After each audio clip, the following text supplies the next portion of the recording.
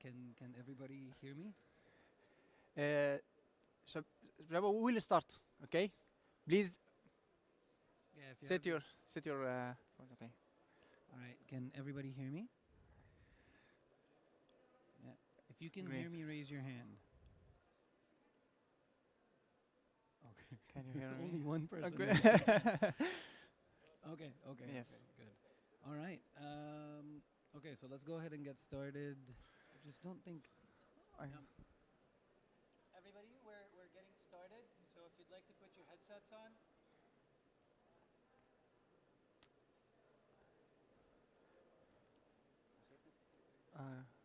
صحيح. Please put your head sound. You can hear us. Let's start. Okay. All right. Good morning, everyone. Thanks a lot for joining us this morning. It's a bit early, first session of the day. My name is Ahmed Al-Husseini. I'm a senior solution engineer working with Esri.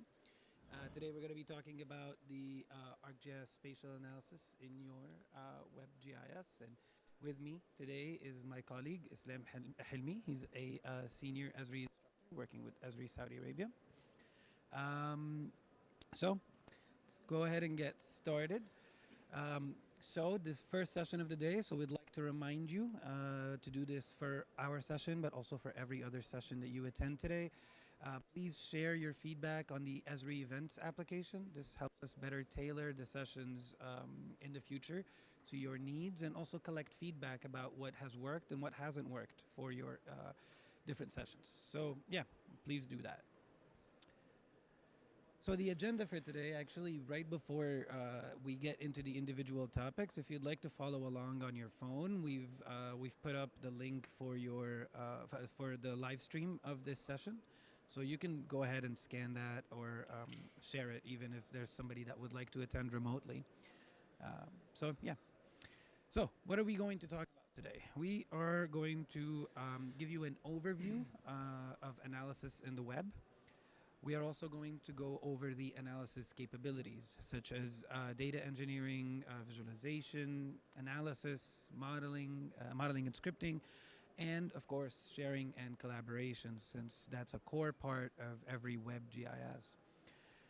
And then we're going to talk about what's coming, and finally, of course, we are going to take your questions and hopefully be able to answer every single one of them. If not, we at least know the resource that we can point you to, or that we can find out from. So there's that. So let's go ahead and get started with the overview. So what we're talking about today is web analysis, which allows you to bring the power of analysis to your web browser. We love browser analysis on Steam, but we'll specifically be focusing on what is in the top left corner right there, which is analysis in your map viewer, where we have Model Builder, which is also brand new, raster and feature analysis, and raster functions. And some of those tools are available in Scene Viewer as well. So not just 2D capabilities, but also 3D capabilities. This is not, of course, the full extent of web analysis. And we are going to be touching on other areas as well, which include developer solutions like the ArcGIS API for Python, ArcGIS notebooks, and other options. There's configurable apps as well as focused apps. One that we will kind of highlight is data pipelines, for example. But there is a lot available in web analysis. Most of what we're focusing on is the top left, like I said earlier, but we'll be touching on all of the other areas as well.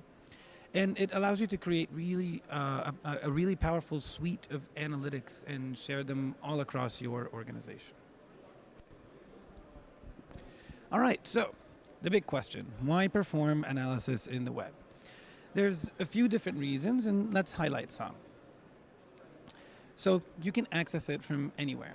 I can log in today here in Riyadh and run my analysis, but I could have done it earlier, a few days ago in Dubai or anywhere else in the world. All you need is your web browser. Now, this could be the one on your phone, this could be the one on your smart fridge if you want to even, but you could use that. And whatever there's a browser, you could use that to run your analysis wherever you need, right? You could leverage layers and services that are already available in your organization, right? So you don't have to be working with any local data or something like that. Maybe you're already using online or enterprise, creating feature services, and you want to use those feature services in your analysis. Or maybe you're really excited about other layers like the ones posted to ArcGIS Online or the Living Atlas Gallery. So maybe you want to use those as parts of your analysis as well. Well, you could do that in your web analysis. You can streamline and automate workflows. So there's some no-code solutions and low-code interfaces, as well as some like the ArcGIS API for Python, where you can use your coding skills for a full, hands-on coding custom experience, basically. And then, of course, you can very quickly share your results and your maps. Now, I touched on this earlier, but this is what's really, really powerful, right? It's already creating something that's in your organization. And you're available to, and it is available to share to others quickly and easily. And of course, it integrates, as every other thing does in the ArcGIS platform, it integrates with all of the other pieces of the Lego. So you could use your analysis results in applications like instant apps, dashboards, experience builder, all of that is, of course, available, right? Story maps, never forget story maps.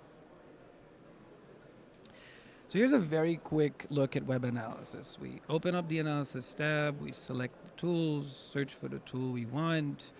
In this case, we're trying to create a buffer. We provide the input layer, what the buffer distance should be, adjust the parameters basically, set the result for the output layer, right, the name of the output layer. Of course, since these run online, they use credits, so you could get to see an estimate of the credits, hit run.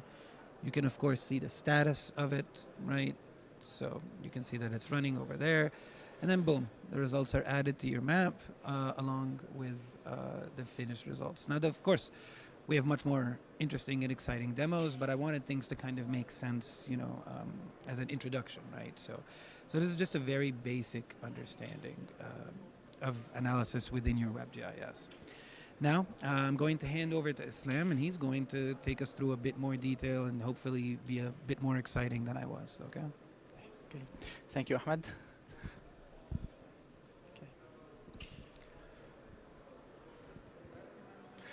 Okay. So let's start and see how you can use analysis capabilities in ArcGIS Online. When we look at the full scope of spatial analysis and data science in ArcGIS Online, we categorize it into these 5 key pillars, starting with data engineering, exploration and visualization, followed by the core spatial analysis, modeling and scripting, and the last thing, sharing and collaboration. Now, looking at this slide is present a perfect linear story, step 1, step 2, and so on. But as a GIS professional, we know that the reality is much more iterative. You might start by exploring your data, and after that you need to fix something. Because of that, you will back to data engineering, and after that using spatial analysis. So then loop back again. So while we display these are a logical list of for simplicity, please remember in the real world these are flexible components for a continuous workflow. Let's start with our first area, data engineering.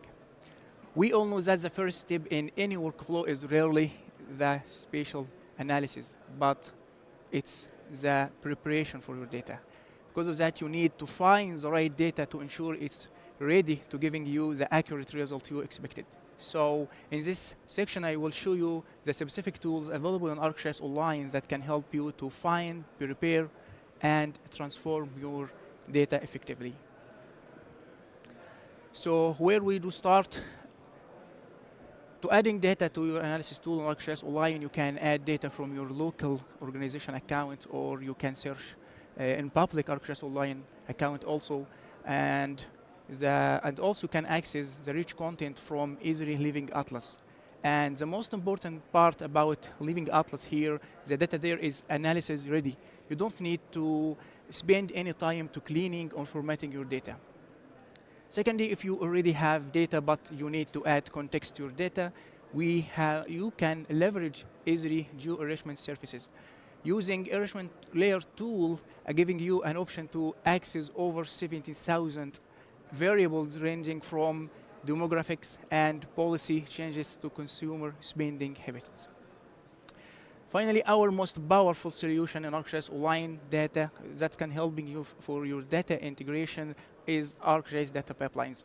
These tools streamlines your workflow with an interactive drag and drop and no code necessary.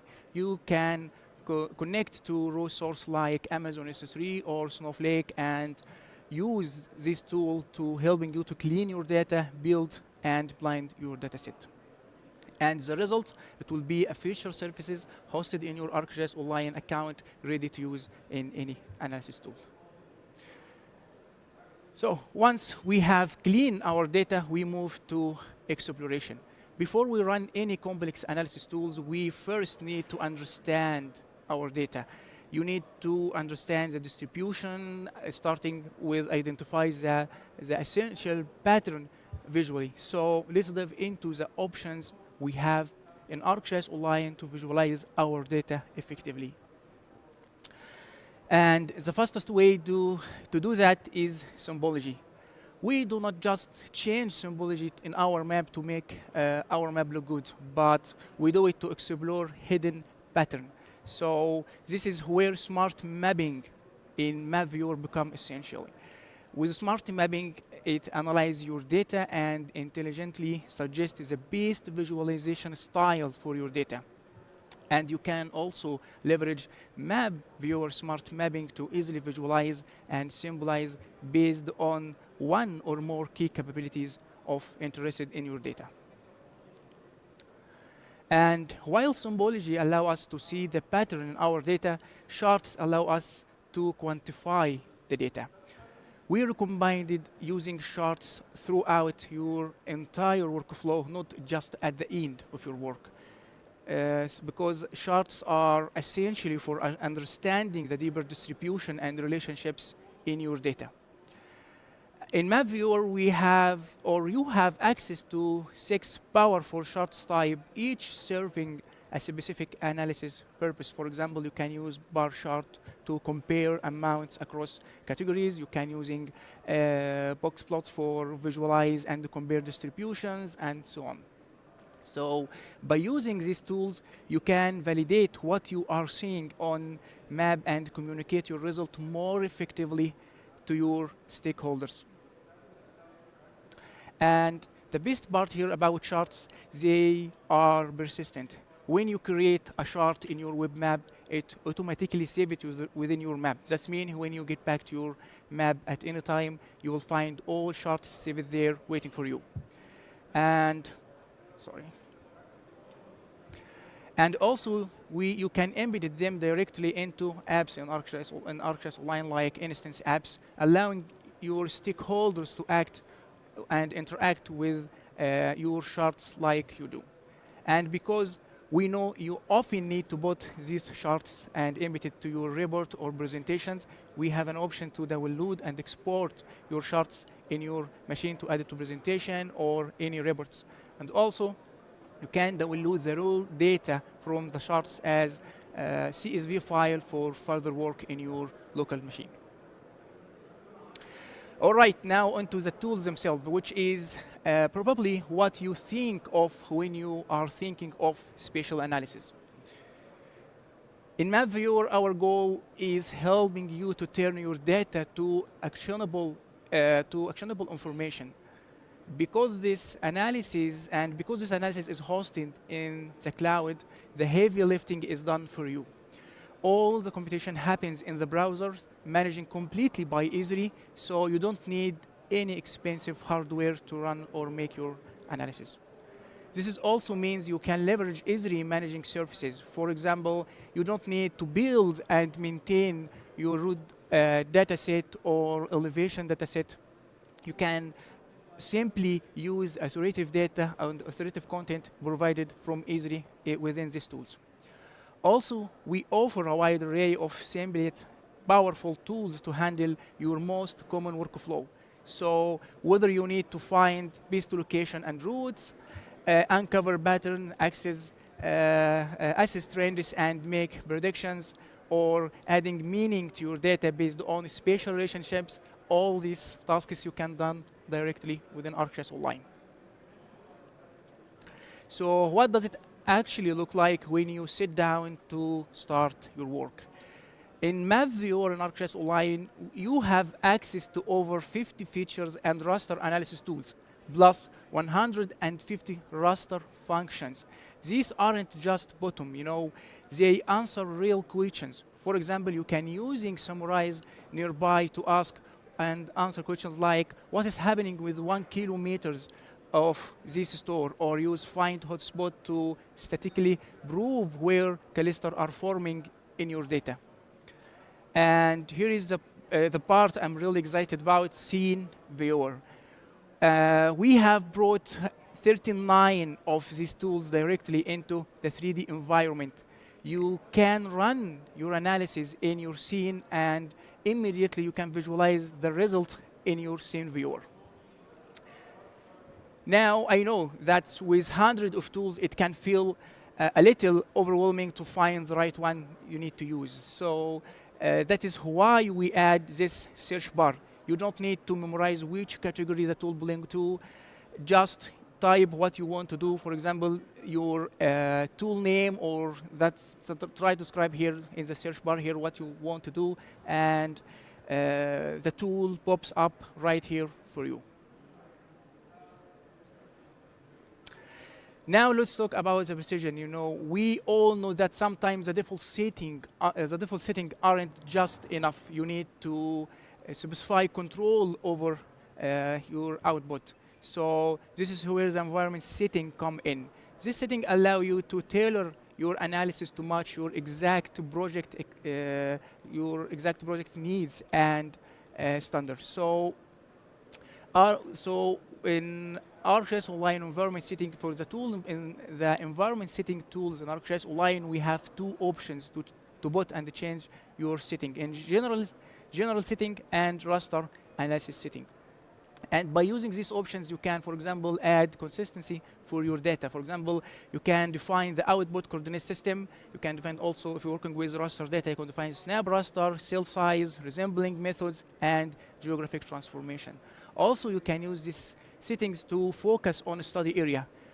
For example, under general setting, you can define the processing extent, and also if you're working with raster data, you can define the mask for your area you need to analyze. And the best part here is the flexibility. You can set these globally for the entire map, meaning you set it once and save it within your map. So whenever you reopen the map, all these settings will save it for you. Okay, you don't need it to edit or change it again. Or if you have a special case and you want to override these settings at the tool level, that will override anything set on the map level. And as you can see here in this slide, it's all about ensuring that when you run a tool, you will get the exact result you expected. So now let's talk about what happens after you click run. In ArcGIS Online, we have the analysis history pane. From this pane, you can view all the successfully canceled and any field jobs you run in your browser. Also, after you run your tool, for example, if you want to get back to your tool and review your parameters, outputs, and your job message, you can do it from this pane. Also, for example, if you run any analysis tools and unfortunately this tool is failed because you maybe add a wrong parameters or you make something wrong, you can just back to analysis bands, reopen your band, change your parameters, and run the tool again. This will save a lot of time for you from starting from scratch again. So also about the analysis history, it's saved within the map, within your map. it's something like a documentation. You can back to your map and review all the tools you already run it before in your map. And also, when you share it with your map with others, you will share this history also with it. And now to give you a more interactive view of how analysis runs in the web map, let's jump into a demo in ArcGIS Online. So in this demo, I would like to show you an example of using some of the analysis tools. So here we are looking at the map, or the web map that's centered on the city of Richmond in Virginia. So what's showing here is an image layer that displays a proportion of the land surfaces that's covered by trees, ranging from no tree coverage all the way to very high tree coverage. What we want to do today is to analyze the tree distribution across different city blocks so that we can identify those blocks where we can add more trees to reduce the urban heat island effect. So the first thing I want to do is take a look at the whole distribution of the tree, distribution across the whole city.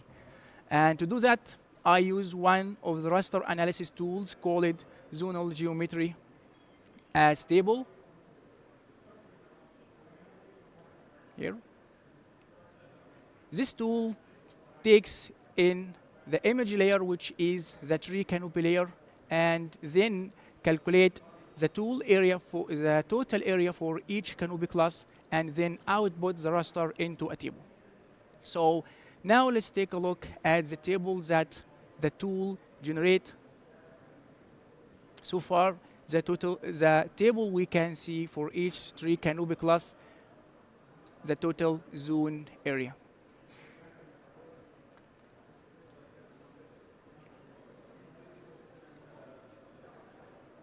So next, using the charting capability in Map Viewer, I create this bar chart. So from the bar chart here, you can see that about of 25% of the city has already high or very high canopy coverage, meaning they likely do not need additional restoration for effort. Meanwhile, about 50% of the city has low or medium canopy coverage. So if we will focus our effort here on these areas, we have the most potential to make an impact so we can reach at least half of the city. So now our goal is to target the city blocks that has at least 10% of either low canopy coverage or medium canopy coverage. And since we want to evaluate tree canopy coverage block by block, I have here the census blocks layer for the city of Richmond. So for this scenario, I run another raster analysis tool called Tipulate Area.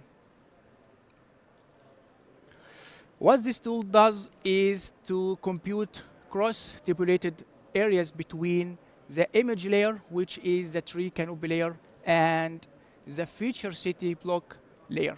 So I get the detailed tree distribution for each city block. This tool also outputs the result into a table. Now let's take a look of the table generated by the Tipulate Area tool. As you can see here now, we have for each city block the total area that fills for each tree canopy class.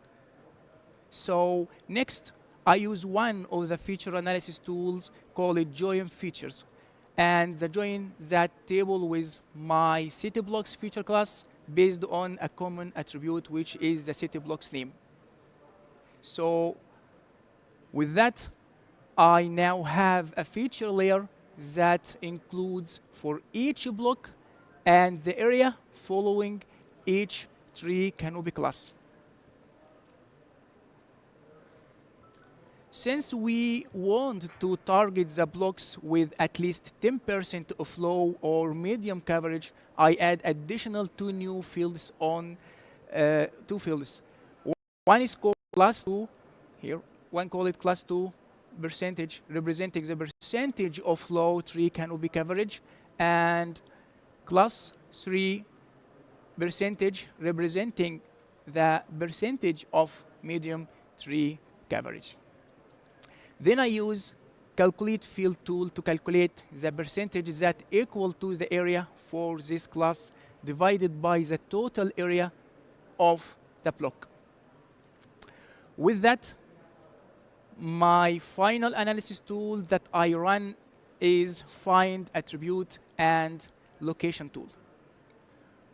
With this tool, I create a query that I want to have the blocks that class 2 percentage is at least 10% and the class 3 percentage is at least 10%. Now, let's check the resulting blocks created by this tool. These are the blocks where we should target first because they have the significant potential to create a bigger impact in my area.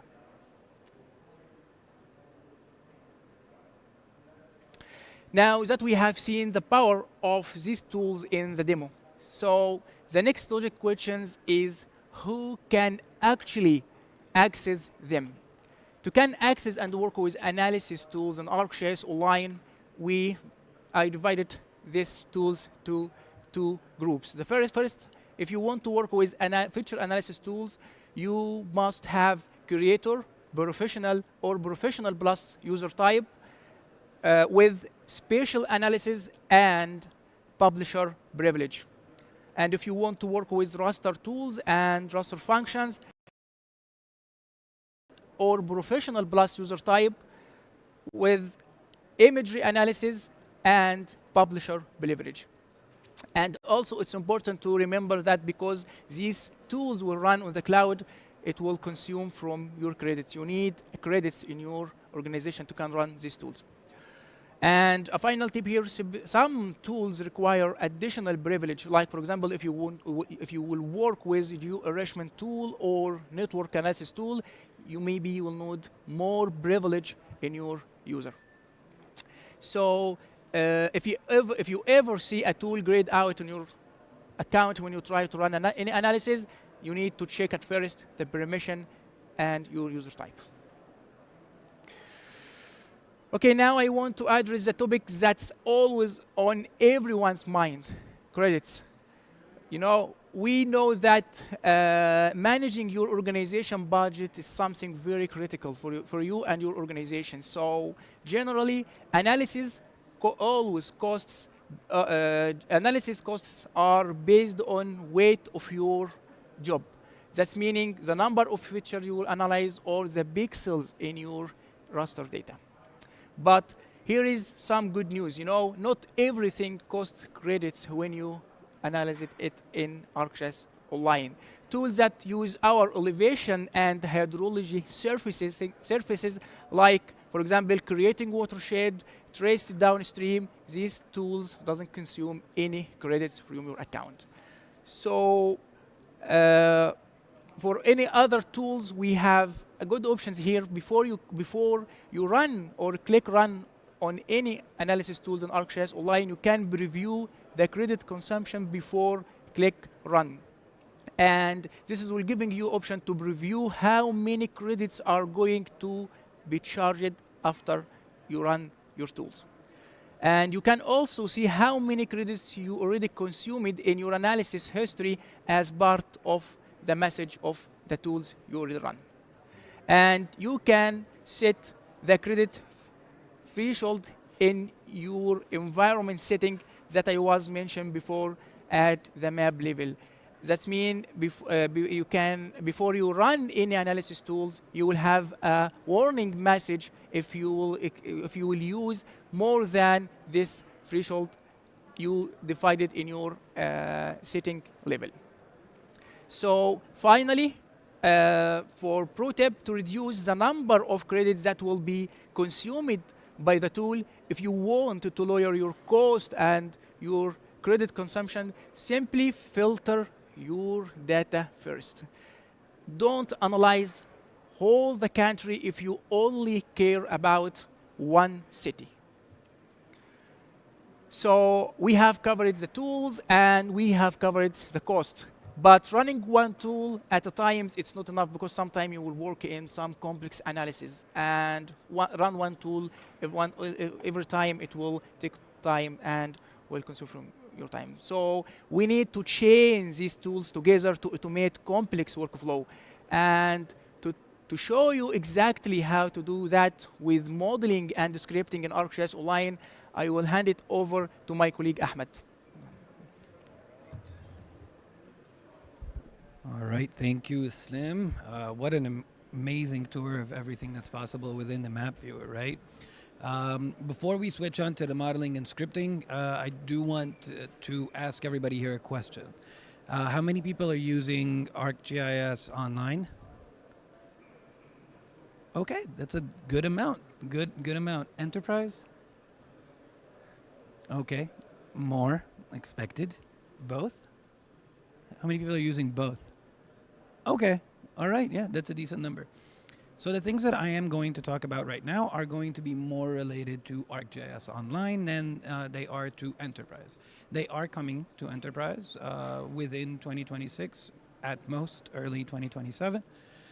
But everything that I'm talking about, I'm going to be talking about right now is going to be more related or actually already available within ArcGIS Online, okay? All right. So I mentioned before, we have some low code, no code, and some with code options. And I'm going to go through a few of them. So first up is ArcGIS Notebooks. Now, this has been out and online for a very long time now, also in Enterprise with Notebook Server. And this is a solution where you're writing in Python in a notebook experience. If you're at all familiar with Jupyter Notebooks, it's the same exact thing. Running directly within your browser. So it's a web-based scripting interface, and you do data analysis, but you can also do workflow automation through it as well. So, you know, as testers, we use this a lot for creating users or adding privileges, creating groups, right? Things like that are just automated, feature service cleanup, all of that stuff. It's also integrated within your WebGIS. So it's in the browser experience. That notebook belongs to your entire organization. You're pulling in feature services, you're pulling in tools, and you can actually see, right, in this image right here, that you could directly be talking to your existing WebGIS. You just say that the GIS refers to this organization, home, right? But then you can also drag and drop the individual tools directly within the notebook. So you don't have to know, you know, what's the actual code for the function that runs the tool that does this. What are the parameters that I need to put into the tool? You can just go ahead and drag and drop by searching those analysis tools, and you're going to just drag and drop them and have the code for you there. So that's very cool as well. Let's see what else. It also, of course, combines Esri's Python libraries, so like ArcPy and the ArcGIS API for Python. So it allows you to use both simultaneously, and it combines that with the open source libraries like NumPy or anything else that you might already be using, right? So you could manage and visualize your data as well.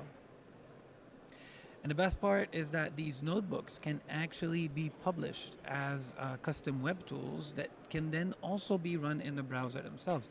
And we're going to have a little demo on that, actually. So for the next option, I'm going to talk about, we have two more here, right? The raster function editor, and that allows you to create custom workflows by combining over 150 raster functions with custom methodology, right?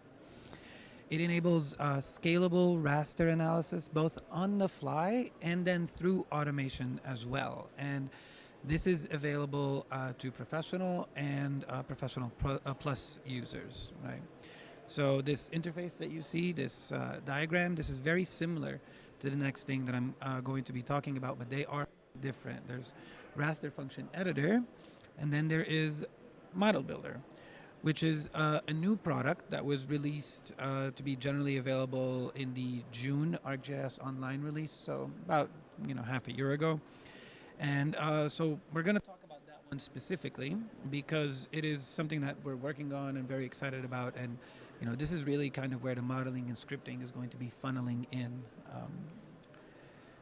And that's a picture of Model Builder, right? Yeah, so they look very, very similar, but that is Model Builder on the bottom, and that is the raster function editor at the top. The idea is to make them look and behave very similarly, so that if you're already familiar with one experience, you can just, take over your existing experience into that new product and kind of feel very familiar within that existing interface. Okay.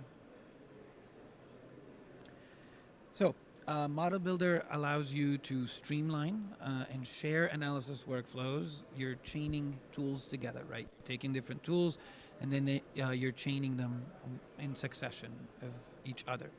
And this helps increase transparency, reproducibility, and collaboration, of course, across your entire organization, right? I also like to call them self-documenting because, if you just take a look at that chart of the individual tools, then the tools that were run, and then the exact flow that went through. So it is self-documenting in a sense, right? So here's a video that's just going to run while I talk, giving an example of someone interacting with Model Builder, and I'll of course give us a demo of this actually happening in a few moments. So this is a cloud-based interactive modeling experience directly within Map Viewer. So if you're a Professional Plus user, remember, in Map Viewer online, you could go to Analysis and you will see Model Builder there, and then you can just use it, right? It makes it easy to streamline repeated workflows. So maybe you run the same few tools every time. You don't want to have to open up each tool and then run it, input the parameters, take the output, insert it as input to the next step. You just want to chain them all together and be able to run that. So you can document and share your analysis as well. And also maybe you want to share these steps with a colleague, right? So make sure that you understand what you're doing or that they understand what you're doing or what they are doing. They could reproduce the same exact steps for their workflows, right? So this is something that's very common and happens. So, and then there are, of course, improvement to performance here, right? So when we chain these tools together, you don't need to create a full output data set for each individual step as you would if you were doing it that way, right? So let's say that I want to go through 3 steps. Now, if I were to run each individual step separately, I'm going to end up with 3 different outputs, right? Some of them are going to be inputs to the next step, but I'm going to end up with 3 different outputs. That's going to slow you down, right? Chaining them together, right? Having this intermediate data in the middle that's kind of, instead of it being produced as an output, but automatically, and I say that lightly, but automatically flowing from one step to the next, right? It greatly improves performance and, of course, saves up on any storage space that you might be concerned about or anything like that. So this is a slightly different credit model than what we used for the analysis tools that Islam showed us. So I'm going to highlight that here. This is for Professional and Professional Plus users, like I mentioned. So for the analysis tools, you need to be a creator, but here you need a higher user type, right? And then the credits are consumed by time usage, right? So Islam mentioned that for tools, it's per the feature count or per the raster, right? It's for the individual cells of the model builder, the individual little tools. But for Model Builder, you need an analysis session, right? So it's going to be based on time. You're going to be connecting to what's called an analysis session with a very explicit connect button right there, right? And that's going to spin up a resource in the cloud that is being used dedicated for you, right? You can create and run your models, and what it does is that it charges 50 credits per hour, but with a minimum of 10 minutes. Once you hit 11 minutes, you're going to be charged like per individual minute. So once you hit run, you get charged for 10 minutes, but then if you go to minute 11, you're being charged only 1 minute, 2 minutes, 3 minutes, etc. Right? You explicitly stop this analysis session yourself, so remember to do that. Right? You don't want to be just burning credits when you click disconnect. But if you forget, because we realize that is something that can happen, if there is no activity on the session for a while, it's going to automatically time out. What are the elements of Model Builder? So here I have a diagram with inputs, tools, and outputs, right? So the inputs right now, they are hosted feature layers or tables from your organization or from your map, of course. If you had a filter on your map in a layer, then that filter is going to hold, right? So it is going to stay. It would apply in your model. The tools, I mean, all of these elements are important, but the tools are kind of the most important, right? There's over 20 available tools, and we'll be continuing, of course, to add those, add more in subsequent releases. And then the outputs. As I mentioned, those can be kind of intermediate, flowing between one step and the next, and that speeds up your process, right? And that is particularly useful if you don't really care about the intermediate output in the middle, right? You just want the final result. Or of course they can be outputs that are saved and permanent within your organization, right? So yeah. But the default saving mechanism for the outputs, by the way, is intermediate, right? So if you want to persist the results, then you actually have to define an output as, okay, I actually want to save that. I'm going to show us that in the demo right now. So let's take a look at Model Builder in the web and the way it looks. So in this demo, I'd like to show you the new Model Builder experience in Map Viewer. We simply click Analysis, and if we have the right privileges, we're going to get the Model Builder connection availability, right? So we're connecting to an analysis tool. Let's talk about what we're doing on the map here. I have a layer of USA railways, and I'm just trying to get the railways in California and buffer them with 5 miles, right? So now I'm connected to an analysis session. I'm ready to create a new model right here. So I'm going to name this model Rail Zones in California, right? It's going to come up. And of course, I can save it to a specific folder. I can add any tags, and I can provide a summary of what my model is going to be doing, right? So now I have a blank model canvas that's ready for stuff to be added to. So let's go ahead and add data to the model. So since I have the USA Railway already in my layer, in my map, I can go ahead and add layers from the map and simply input that in. Now, I want to select the railways that are only within the state of California. So I'm going to need a layer that has the state boundaries. Now, I know that exists in the Living Atlas. So I can open up the Living Atlas right here, search, right, for USA state boundaries, right? And then I can select that layer and add it to my model.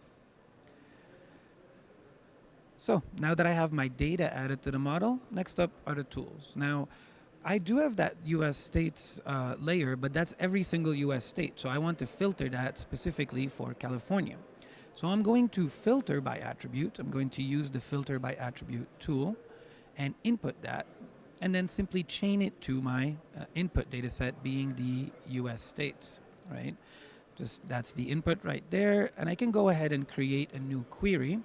Just like in Map Viewer when we're creating those definition expressions, right? And say that the state name should be California. So that now is an output data set that only contains the state of California. So we can go ahead and relabel that output so that we are familiar with what we're doing with here, right? So next I want to intersect the railway layer with the California boundary so that I can get the railroads only in California. So I can go ahead and search, and I start typing intersect, and actually it's going to realize that that capability is available in a different layer, tool called overlay layers. So I'm going to insert that and simply chain the railways and the state of California to that overlay tool, and say that the overlay type should be intersect and the output type should be align, right? The output geometry type should be align. So we can go ahead and use auto layout to make it more readable and automatically reorganize the chart for me here. And finally, of course, I want to create that buffer that I was talking about earlier. So I'm going to add that tool and chain the result of the tools that I've already added. Set the buffer distance to 5. Keep the units as miles, right? And simply go ahead and, well, before we actually do that, we have the intermediate data over here. You see the output result type is create intermediate data. So instead, we're going to say, no, I want to explicitly save this as a hosted feature layer. I'm going to write the name of that feature layer because that's the output that I actually care about and want to persist, right? And again, I can auto layout, save my model, and after that, I can simply run it. And as you can see, the model is also integrated into the analysis history. So we can use the analysis history to monitor the model running, right, to see the status of it. And also we have the animated symbols, right? You can monitor which step in real time is currently being processed. And notice the steps that use intermediate data, they run much faster than the ones that produce persistent output, right? So that's something to keep in mind. Okay, so as soon as my analysis is done, my feature layer is created and it's automatically added to my map. And you can see that it's actually available right there, right? Now, let's say I'd like to edit this model and go one step further. So I'd like to analyze the at-risk population living in the buffered areas, right? So what I need to do now is add another tool called enrich layer and simply enrich the layer that I created with data that is available, right? So I'm going to select the enrich layer, hit add, and let's go ahead and chain that in, of course, for the input features. When we scroll down, we see that we can then open up the data browser. We can, of course, select the right country to see the variables that are available to it. Those of you who've used enrich layer before, you probably noticed that the data browser has a completely new look and feel. So you can, write a list of variables into a favorites list and then reuse them if there's a variable that you're commonly reusing, right? We've also search capabilities, and we have popular and new and noteworthy variables. So in this case, I'm just going to be adding the total population and the average household income. Right? So now I can go ahead and run my model again, and I want you to notice something. Because it realizes that those steps have not changed, it's not rerunning all of those steps, it's only running the steps that anything has changed to. And we'll see the tool status succeeded 1, but not run is actually 3, right? So yeah, now that I've finished my model, I can also go one step further and then share this model with others in my organization, or even make it publicly available for anybody to use without having to start from scratch. Keep in mind, though, it is going to be using, of course, your organization's credits, right? So that's something that's very important to keep in mind. If you plan on making one of these available publicly, don't do that because then your credits might be used in a way that you don't know. All right, so that was Model Builder. Again, brand new, very exciting. I hope you all try it out. I know a lot of you have probably used Model Builder in ArcGIS Pro before, and we're kind of just bringing that same experience to the browser, right? Just making WebGIS that much stronger, right? All right, let's talk about sharing and collaboration very quickly. So you spend time on analysis and then it's like, what do you do with it? Well, hopefully it doesn't just sit there, okay? So you could share your analysis by presenting it in maps, charts, story maps, dashboards, and web apps, right? And all of that. So you can see that right here. Of course, you can document and collaborate on analysis workflows using, your analysis history. You can see all of the different steps that you've gone through. You can share and automate these analyses using notebooks, an analysis model, and raster function chains as well. And all of that could actually be operationalized using scheduling and web tools. So you can trigger a notebook to run at a specific time, every day, every month, every week, something like that. Or you can actually trigger it to run based on a specific running command. Like, I want to run this notebook now, right? Because I know that data has been updated or something similar has happened, okay? So we had actually another demo for you over here about notebooks, but I think we're just going to go ahead and skip that one, but I'm happy to talk to you about it after, because I do want to give time for questions, and I do see that we're running out of time a little bit over here. So before moving on to questions, I want to remind you, please share your feedback to the app, and you know, it's super important. It lets us know what to work on and how we could benefit you more with these workshop sessions in the future. And if you think this went great, it also goes to our managers. So make sure you like and subscribe. All right. So questions. Yes, please, sir. I actually don't know how we're going to do this. You know what? I'll walk up to you, and then I'll just repeat the question for everybody to hear. You should be able to hear me from here, because I can hear you from here, right? Hi, yeah, thanks a lot for your presentation. I actually want to ask questions about the data pipelines. So I have got a few questions. So data pipeline, is a comparable functionality to FME? And are you actually replacing data pipeline with the interoperability extension in ArcGIS?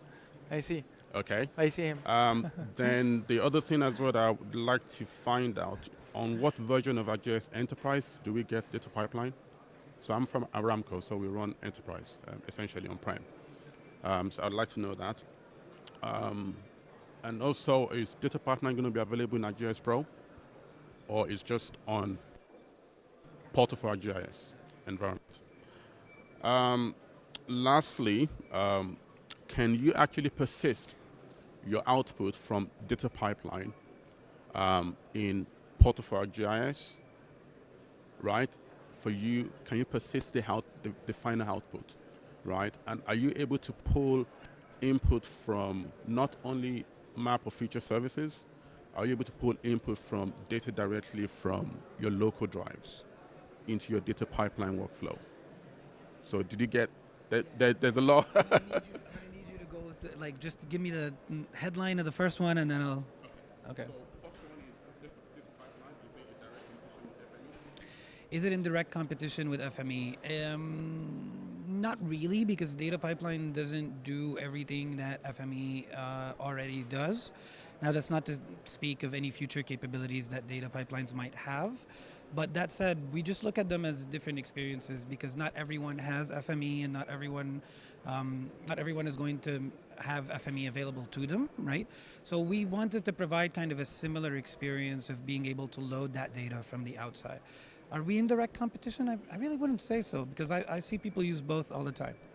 All right, headline 2. Interoperability. No, data pipelines, and actually this goes into another question that you asked. So is data pipelines replacing the interoperability extension? The interoperability extension lives offline, and data pipelines lives online. So that kind of goes to that question that you were talking about. Exactly. If data pipelines, yeah, that's data pipelines is going to stay in the browser for now, and the interoperability extension is going to stay working with ArcGIS Pro for now. Third headline. Yeah, third is the output that you generate from data pipeline. Mm-hmm. Can you persist? Yes. Can you persist the output of data pipelines in Portal? Yes, you can. Okay, even though Even. you have inputs that you've been loaded from a local drive, Mm. right? Mm. Is it going to persist in the workflow? So when you had information into Portal Mm-hmm. from your feature service, Thank you.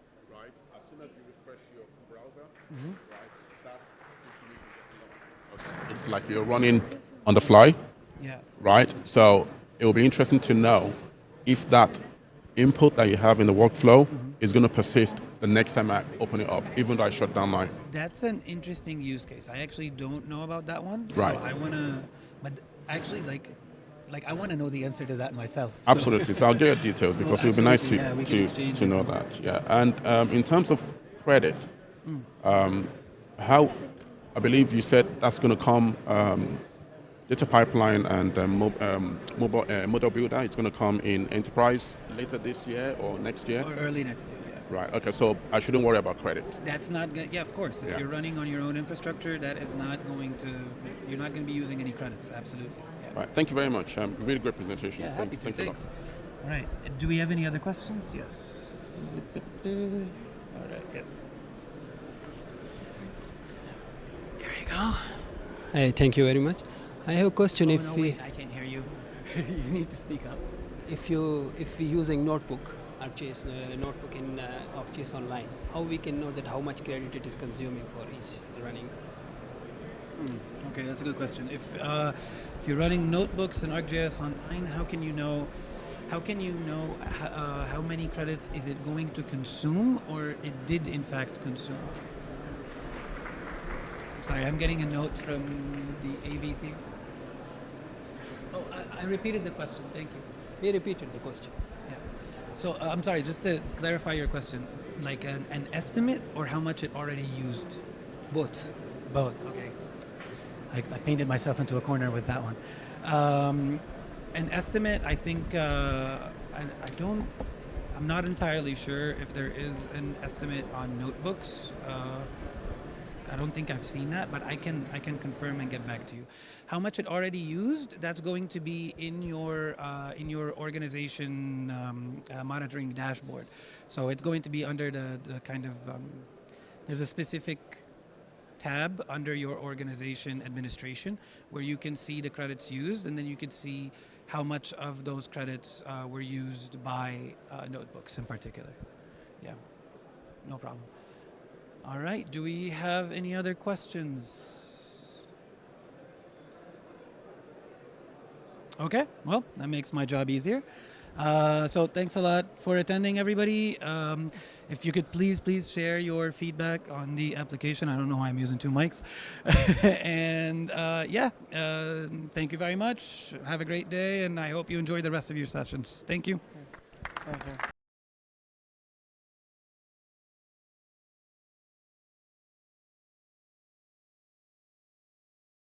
Assalamu alaikum. Good morning. Is my voice clear? Can you hear it? Okay, perfect. Okay, thank you for attending today's session. So today's session we are going to cover ArcGIS Enterprise deployment and licensing options. So today, my name is Amro Wahba.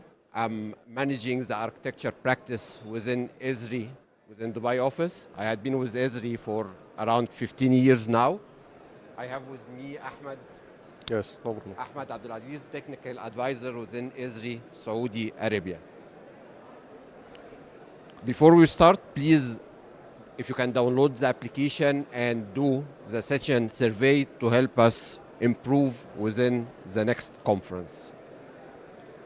Today we are going to cover lots of topics. We are going to cover the ArcGIS platform, what the architecture, the highlights.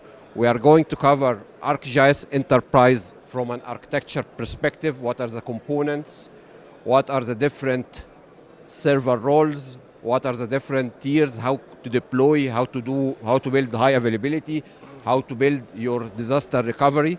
We are going to cover ArcGIS Enterprise on Kubernetes, high-level architecture, and what's very important for us today is we are going to cover the new user type, the new licensing model we had been introducing for the last year to license ArcGIS Enterprise and to license users using the ArcGIS Enterprise.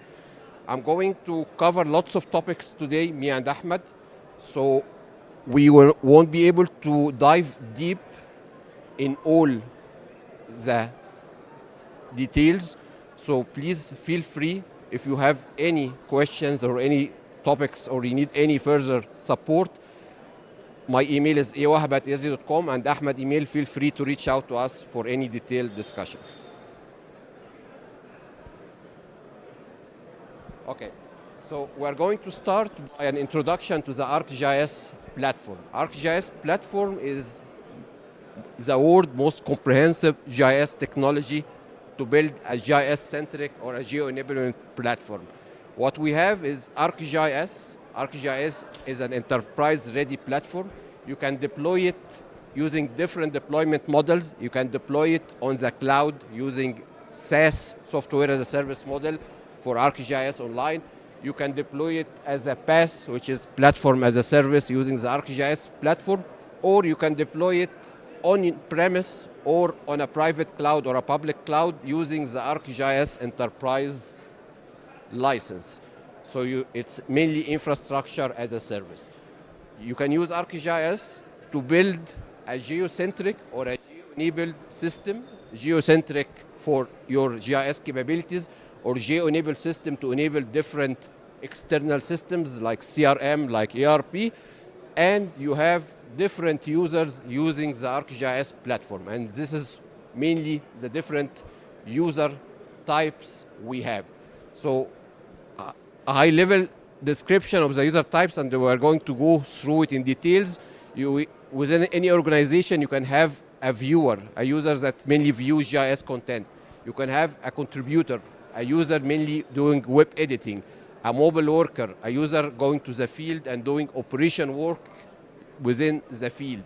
You can have a creator user, mainly doing analysis or managing content, or a professional user editing your enterprise database, or a professional plus user doing advanced cartography or advanced analysis or advanced capabilities within the ArcGIS enterprise. So this is a very high-level introduction for the ArcGIS platform. And to simplify it more, what are the different pieces within an ArcGIS platform? We have a centric, or the GIS system itself. It can be on the cloud, as I mentioned, which is ArcGIS Online, or deployed on-prem or on a public or private cloud like Azure or AWS, which is ArcGIS Enterprise. This platform needs a client, a heavy client, to do advanced capabilities or editing or cartography within this platform. The client, the desktop client, sorry, going back and forth. The desktop client is the ArcGIS Pro. So the desktop client for ArcGIS Enterprise now, it's ArcGIS Pro, not ArcMap. ArcGIS Pro is your desktop client for managing and editing and managing all the content within your ArcGIS platform. And you have lots of applications coming out of the box with the platform to make use of the information being within your enterprise or ArcGIS Online. Applications like field maps, like Navigator, applications like drone to map, like flight, like city engine, like urban. We have lots of out-of-the-box application now that comes with the platform that are included within your user type licensing. And finally, you have lots of rich developer SDKs that can help you build and extend and build your own application on top of the ArcGIS platform.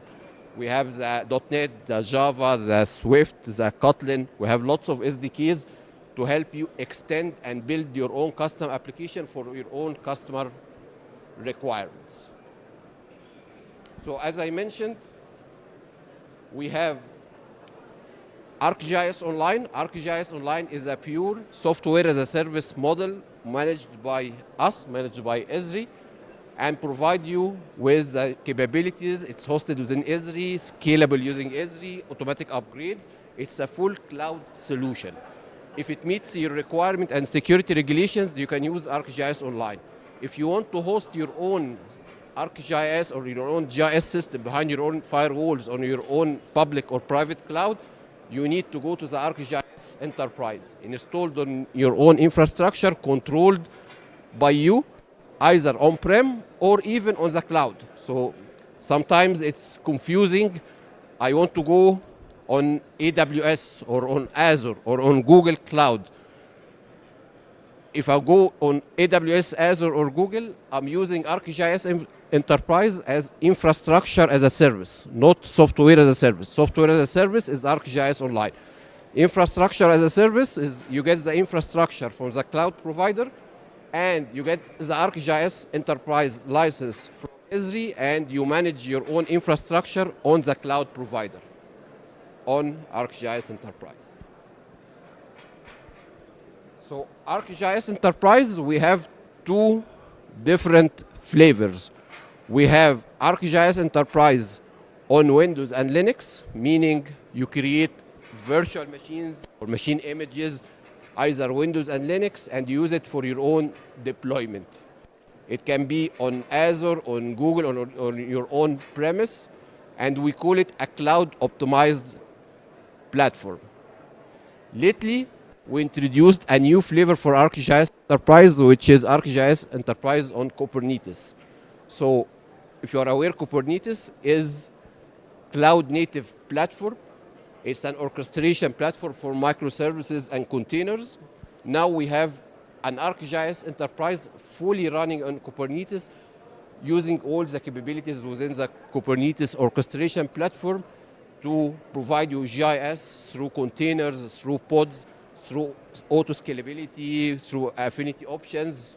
All this can be using the ArcGIS Enterprise on Kubernetes. What is very important is the license for ArcGIS Enterprise on Windows and Linux is different from the license on Kubernetes. Enterprise on Windows and Linux is licensed using, of course, named users and cores. So depending on number of cores within your virtual machines for ArcGIS server, you need to buy license. ArcGIS Enterprise on Kubernetes is licensed using virtual CPUs for your worker nodes or your clusters. So it's one license up to 64 virtual CPUs.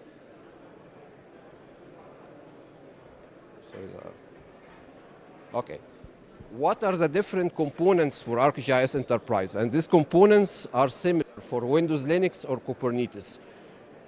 ArcGIS Enterprise within the deployment have different software components. It's not only one component. We have the web adapter taking the requests. We have the portal doing the user management and security and authentication. We have the ArcGIS server doing the heavy GIS processing. And we have the data stores storing information for your ArcGIS Enterprise, either relational data for the hosted feature service or 3D data using the object data store for your scene services, or even big data for GeoEvent like the Elasticsearch or the Spatial Temporal. And we have also additional server roles to provide you additional capabilities within your platform. The additional server roles are, for example, the MS server for imagery and raster analytics, the GeoEvent for real-time, the notebook server for running notebooks over a server machine, the knowledge for the graph, the workflow for automation of your daily workflows and jobs and keeping the status of your workflow, mission for defense, to keep track of your defense and doing a mission integration within your workforce. All these capabilities are additional roles that you can install and deploy within your environment to provide you additional capabilities. Some of them are available now in Kubernetes, like of course the GIS server, the image for image hosting and raster analytics, and the notebook server. The rest still only available on Windows and Linux, but you can federate it with your Kubernetes environment on a Windows machine or Linux machine to provide you the capability like the workflow manager. Okay. When you deploy ArcGIS Enterprise, we have two different deployment models. We have the traditional old deployment model, and we have the new, what we call it, WebGIS or base deployment for ArcGIS Enterprise. The old deployment model, that was there like 10 years ago. You had a geodatabase, Oracle or SQL, and you have ArcGIS server, and you publish your services and build a JavaScript application to consume these services. We call this model a standalone deployment model. What we are recommending our users is to move from this standalone deployment model to a WebGIS deployment model to provide them with the full capabilities of the ArcGIS Enterprise.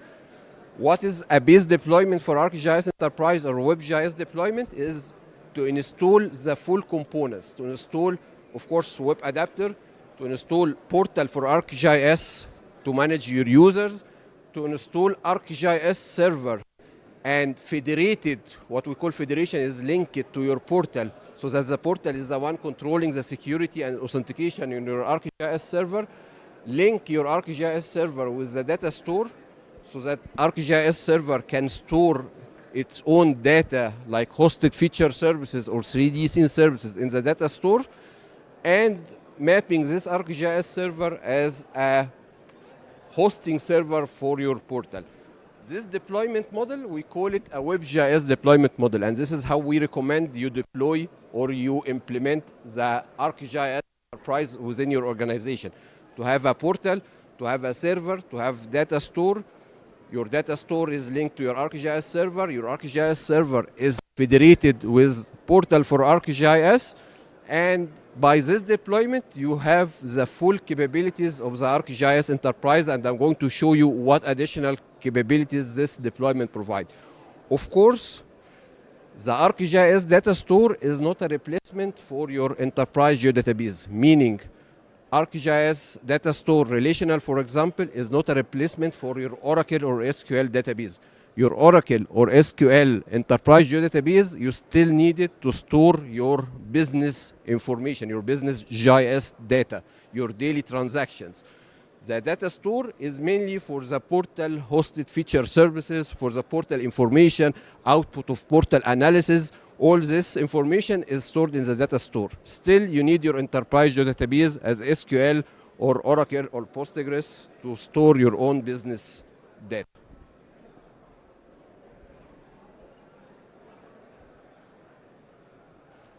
So what additional functions within your base deployment that you don't get with a traditional ArcGIS server standalone? Of course, all the capabilities within a traditional ArcGIS server. In addition, you get what we call self-service mapping, meaning that any user without any GIS knowledge can go to a map viewer, take an Excel sheet, and publish from this Excel sheet, for example, a hosted feature service. You can have access to all the application templates and instant apps within the platform, ready applications to provide your GIS data to your users in a knowledgeable way. You get access to app builders to build your own applications without writing code, like now the Experience Builder and before the Web App Builder. You get access to out-of-the-box applications that comes with the platform, like story maps, dashboards, and ArcGIS Enterprise sites that help you provide your GIS information to your users within your organization in a very simple way without requiring to code or develop or take time in customization. Full suite of applications on the mobile. We have a full suite of applications. You can download it from the Apple or Google store, like field maps for field operation, survey 123 for doing surveys, and quick capture for capturing information. All these applications are enabled by default once you have the ArcGIS Enterprise web deployment. And of course, using the full SDKs that we're going to discuss to build custom applications over your platform. A very important point when you are deploying ArcGIS Enterprise within your organization, if you are deploying ArcGIS Enterprise as a production environment, we have different components. Please, if you are going to deploy it for a production environment, deploy each component on its own separate VM. Why? To be able to have a scalable environment so that you can different components like ArcGIS server and portal don't compete for hardware resources. So for a production environment, the recommendation is minimum to deploy it on 4 virtual machines. One for the web adapter, one for the portal for ArcGIS, one for the ArcGIS server acting as a hosting, and one for the relational data store. Okay? For a development environment, you can use a single machine and deploy all the components on one machine. But for a production, we do recommend having a multi-machine architecture for deploying your ArcGIS enterprise. So this is what we call a base deployment, okay? But we mentioned we have additional capabilities using the server roles. How can I add additional capabilities to my environment? As we mentioned, you have the base deployment, web adapter, portal, server, and data store. You start adding additional virtual machines and installing additional components like image server, and you federate this additional component, the image server, with the same portal. So now the portal is controlling the hosting server for ArcGIS server, and also controlling the security and authentication on your additional image server sites. You can have one site or multiple sites. Like in this example, we have 3 additional sites, each site performing a certain capability, like one for raster analytic, one for raster hosting, and one for dynamic image service. Of course, when you need to license this type of architecture, you need to make sure that you have image server license to cover all the cores for your image server site, and you have ArcGIS server license to cover the core for your hosting server. Same concept for all the additional capabilities. Like we mentioned, GeoVent for real-time data, for ingesting real-time data into the ArcGIS platform. You need to add GeoVent sites, link it to your portal, and within the base deployment, you can add an additional data store called Spatial Temporal that provides you with the capability to write huge amount of data coming from your real-time feeds. It's called Spatial Temporal Data Store. Same concept for the knowledge. If you need the graph database, you add a knowledge server site, you add the graph store to your base deployment, and you have this capability enabled within your ArcGIS enterprise. How can we deploy ArcGIS Enterprise, or what are the automation ways to deploy it? First, we have a tool called ArcGIS Enterprise Builder. This is a tool enabled or available over the web. It provides you through few clicks full installation and configuration of ArcGIS Enterprise. But this is mainly for building development environments, as it installs all the components on a single machine. But if you need to build a production environment, you need to use other tools.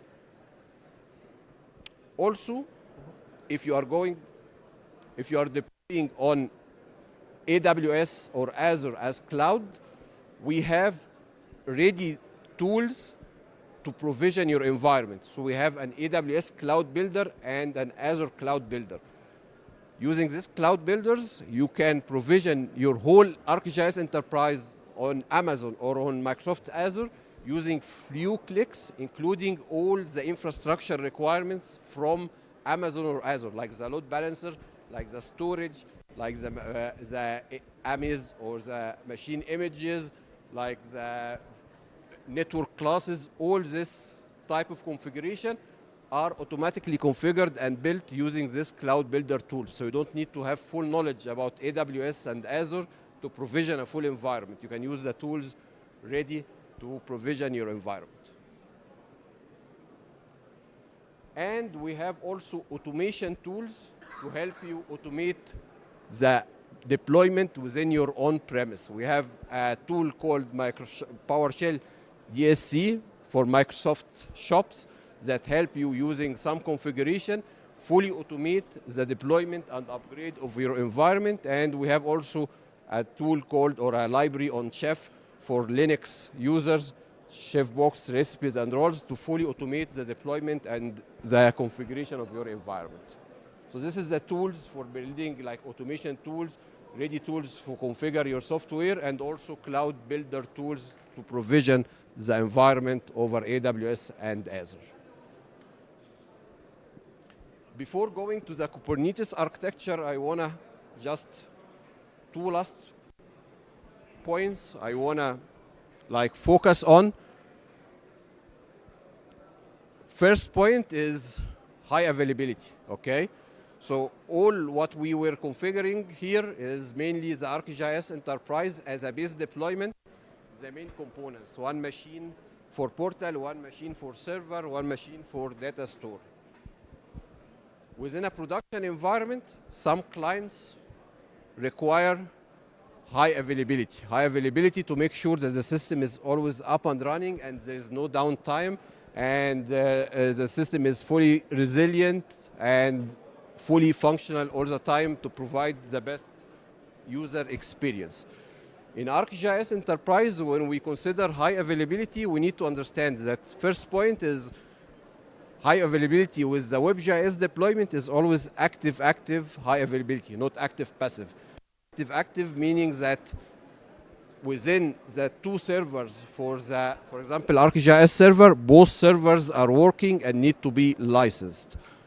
The concept for high availability is I don't have any single point of failure within my configuration. For the portal machine, I have two portal VMs. For the server, I have two ArcGIS server. For example, for the mapping server, I have two mapping servers. I don't have any single point of failure. So if any machine is down, still a machine is up and running and can take the request and can perform the capabilities, okay? So this is an example for a highly available setup for ArcGIS Enterprise. You need a hardware load balancer, and this is very important to take the request from your users and provide it to two web adapter machines. Behind the two web adapter, you have two portal, you have two servers, and two relational data store beside, of course, your enterprise geodatabase. Two important facts about high availability. It's very important to understand that it's based on, or the performance will depend on your infrastructure. So you need to have a layer 7 hardware load balancer to be able to take the requests, and you need to have a highly available and high performance storage to be able to store all the shared configuration for ArcGIS server and portal. If you don't have a good performing NAS storage, your high available setup will not perform well. So don't go for high availability and put a file server and share a partition and use it for your shared configuration. This is not highly available. This is a single point of failure and it will be very bad performing. You need to have a hardware load balancer and you need to have a good NAS storage beside the additional license required to license the additional machines within your environment. Finally, for requirements, some organization say I need my environment to be highly available, but also I need a disaster recovery environment, meaning if for any reason my full data center is down, I need a backup data center within another city to take the requests and to be fully functional till my original data center is up and running. This type of setup, we call it disaster recovery. And for DR sites, you don't need additional license for ArcGIS Enterprise. You can build the DR site with your same production license. You have a data center within Riyadh, for example, and another data center within Jeddah. Both have the same capabilities or same components. You have a global DNS pointing all the traffic to your Riyadh data center. If your Riyadh data center is totally down, the traffic manager start moving the traffic to your Jeddah data center till Riyadh data center is up and running again, and you move the traffic or your users back to Riyadh data center. This is from hardware perspective. What about how to keep the two data centers or the two environments in sync? We have a tool called WebGIS DR. It can take a full export of your environment and move the full export to the other environment and import it within the passive or the standby data center to have the two environments totally in sync from data's perspective, from user's perspective, from content perspective. So once the first environment is down, the traffic move to the second environment, and the user experience is exactly, there is no loss in content and there is no downtime. This is called a DR environment, and mainly the license from Esri perspective is using your production license. It's mainly hardware investment for having a replica data center in another city for your DR environment, and it's active standby or primary standby setup. So this is for the DR environment. Sorry. And again, if you're interested more in architecture principles, how to design your system, how to build your high availability, your load balancing, concept like workload separation, publication environment versus production, all this is very well detailed and explained in this PDF or this book. If it would be, if you are an architect that want to go into more details, go to this link and you will find full documentation on how to build it and the best practices for this type of implementations. So I will leave the second section is the ArcGIS Enterprise on Kubernetes. My colleague Ahmad will cover the details. Thank you, Am. Okay. Assalamu alaikum. Good morning, everyone. And thank you for still with us so far. Before I start this section for the Kubernetes, I want to ask you, how many of you are thinking to implement Kubernetes or ArcGIS Enterprise on Kubernetes? Anyone thinking to implement this? Okay, so it's an emerging technology and still new technology, but we are here to highlight some things related to the Kubernetes and how to utilize this new technology with us for the next 2 or 3 years, inshallah. So the first thing, or the first principle we want to talk about it is the ArcGIS Enterprise on Kubernetes is designed with microservices. So what is meant by microservices? Esri has designed all the component into smaller parts and put all of these as microservices. So these microservices can run like a geoprocessing, call APIs, all separated, okay, to separate the workload. And these microservices can be scaled up as much as you need. The second principle here is designed to be delivered through containers. So the new technology, you need the headset, but you can hear my voice or? Okay, and from, you don't hear from this? Working, it's working, yes. So this session need a headset. So yeah, okay. Okay, back again to the container. So Esri designed also to deliver its component to be as a container. So when you deploy the ArcGIS on a Kubernetes, you don't need to be a worry of the integration of the pre-configured libraries and so on. All these already integrated together once you deploy it using ArcGIS on Kubernetes. The third one is the orchestration. So ArcGIS on Kubernetes running as on Harmony or in orchestration, which means that the system from itself, it's monitor the performance, it check if the area in an infrastructure need to be more resources, and it adjusts these resources directly in a moment, directly. Okay, so this is what is meant by the orchestration through the Kubernetes. This slide here, we are talking about the common challenge we are facing with the traditional infrastructure or even the traditional infrastructure over the cloud. So most of them about the effort, procurement of the hardware, complication of the architecture, and even the recovery or complicated for the recovery. So all these challenges addressed based on the role of your role in your organization. Are you GIS administrator, IT administrator, or a GIS architect? system architect, and IT manager. So the ArcGIS on Kubernetes is designed with a lot of scripts for doing this workload automation, and also for a scale up and reducing the infrastructure or making use of the current infrastructure as needed. As you can see here, this is a bunch of environment that be supported over the Kubernetes. Esri supporting a cloud-based or even public or private cloud, and also on-premises or disconnect.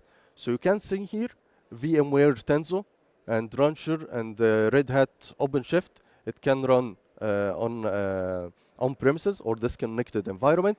And also you can work with the popular cloud services like Microsoft Azure AKS, Amazon AWS EKS, and Google GKE, Google Cloud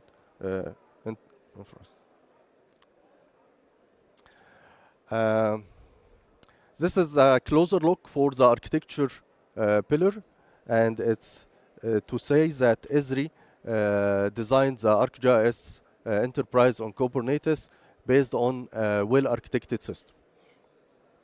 So you can hear it is mainly from the outside, the normal look, and from inside it's based on a container delivered through containers and pods, and this is to serve as a framework, administration, GIS services, and system managed storage. Also, you can federate with the normal GIS server, like workflow manager if you want, and other server roles that not currently supported by Kubernetes. And to do this, you need to maintain the operability, availability, scalability, and maintainability system architecture. Now let's take a look on this quadrant view. It's again taking all these principles. So starting with operability, it means that you can quickly deploy your system. So Esri provide or support two types. The first one is using the normal or general script, okay, and you can find it through Esri website. You can download it and run it on your Kubernetes environment ready. The second one is using the Helm, which is a cloud native or Kubernetes way to deploy your software on this. So this is related to the operability. Going to the availability principle, so we have three options under the availability, starting with a standard, which means is highly available. So the standard availability, meaning that no single point of failure, but a smaller footprint to run your software over the pods. The enhanced is adding tremendous workload or redundancy that to cover all and covering all the concurrent user as per needed. The third one is development, and this development not designed for production environment or not designed for heavy workload environment, just designed for you to play with it, doing some development and so on. You want to test something. After this, the scalability. So the Kubernetes, as a nature of it, it supports scaling. And there is two types of scalability. There is a horizontal scale-up and vertical scale-up.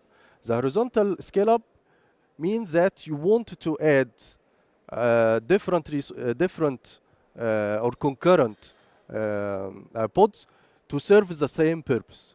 However, the vertically is to use it to increase the resources to support more consumers, and also there is auto-scaling capability. You can configure it through the ArcGIS Enterprise Manager based on throughput. The last thing is the maintainability, which means that the Kubernetes you can upgrade it.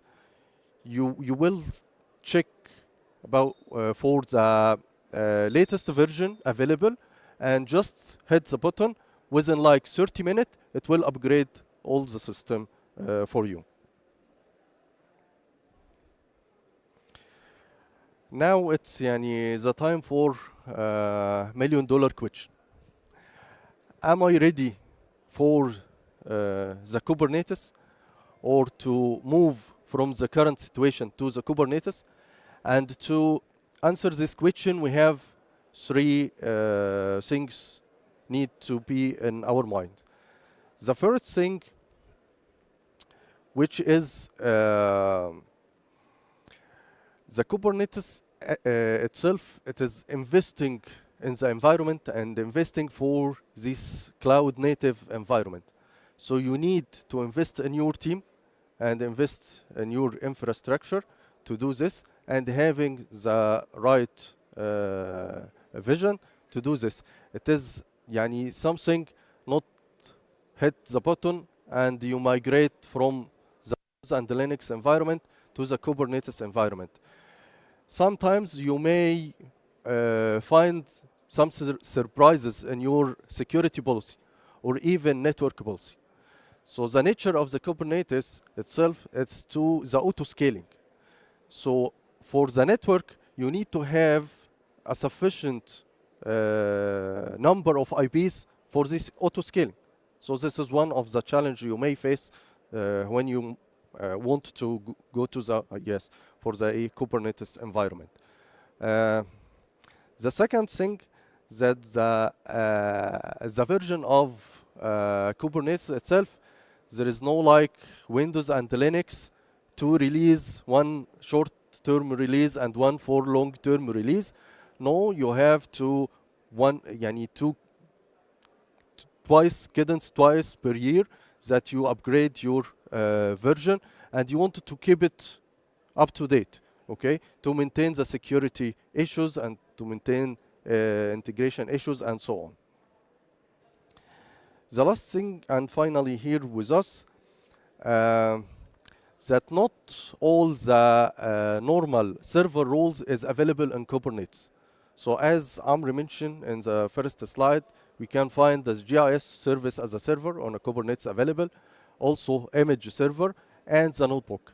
The other roles, you can federate it as normal from the Windows and Unix environment.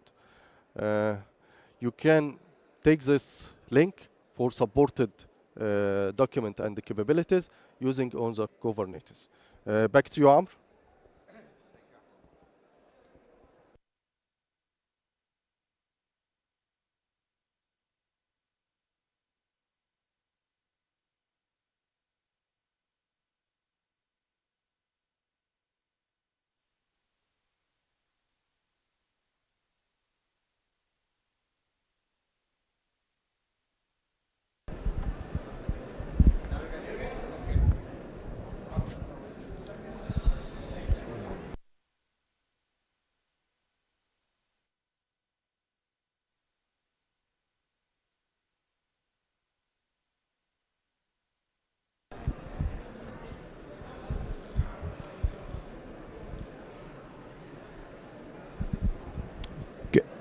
Can you hear me now? Okay. So within the second section, we're going to cover the user types and why we move to, or why we are moving to this licensing model. But before we go to the user types, we covered lots of sections already. We covered the ArcGIS platform, we covered different options, the SaaS ArcGIS Online, ArcGIS Enterprise on Windows, Linux, the components, the architecture, the ArcGIS Enterprise on Kubernetes. So before we move to the user types, if you have any questions related to the past section, so that we can, do you have any questions right now for the past section? For the ArcGIS Enterprise architecture, high availability, Kubernetes? Any questions before moving to the user types? اتفضل. ما أنا مش عارف بقى. طب أنا هعيد السؤال. اتفضل.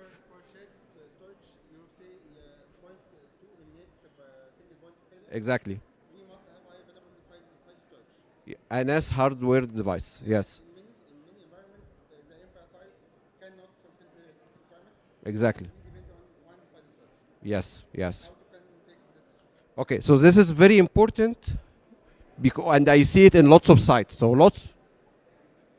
Okay, so the question was for high availability. What if I don't have within my I want to go high available setup, and within my organization I don't have a high available NAS storage or a fast performing NAS storage, and my IT enforce me to use a single VM as a file server and use it for my file storage. Okay, so the answer is very simple. Don't go for high availability if you don't have the required infrastructure for high availability. Why? Because you will end up with a system that performs way less than a single or a normal system without high availability. Okay? So you will end up with a system that's always down, that's always not performing well, lots of issues, lots of errors. So only go for high availability if you have the right infrastructure and right investment, or else you will end up with a very bad performing system. You need to have, as I mentioned, the main two infrastructure requirement is a layer 7 network load balancer, meaning it understands the layer, application layer protocol, and you need to have a high available storage device, a NAS device with certain requirements. We have in the documentation what are the exact requirements, like instant read after write. There are certain prerequisites for the storage. So this is very important. Okay, stop.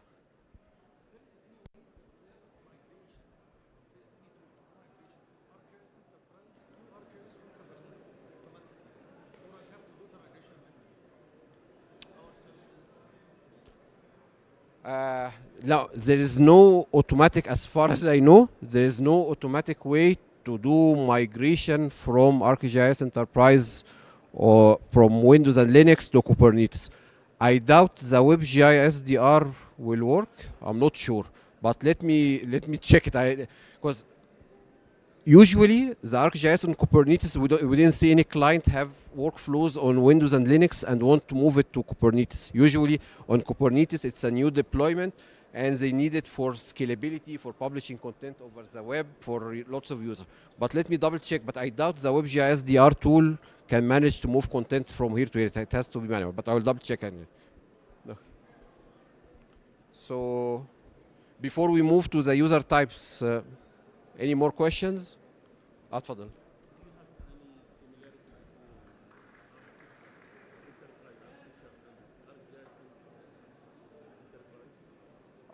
Similarity between? Okay. ArcGIS Enterprise Architecture? Okay. Okay. You mean to GAF?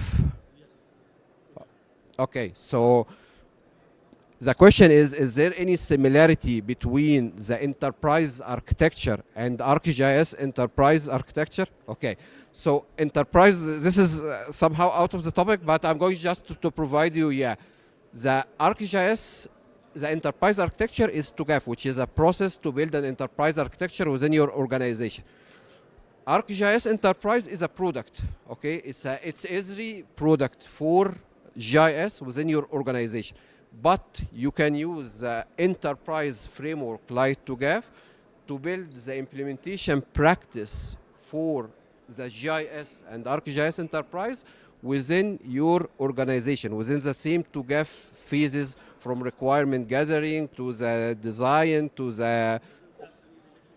No, it's a product. You use the enterprise methods or methodologies like TOGAF to implement it with it, and there is a full product or project life cycle to implementing ArcGIS Enterprise using TOGAF, for example, or using any enterprise framework.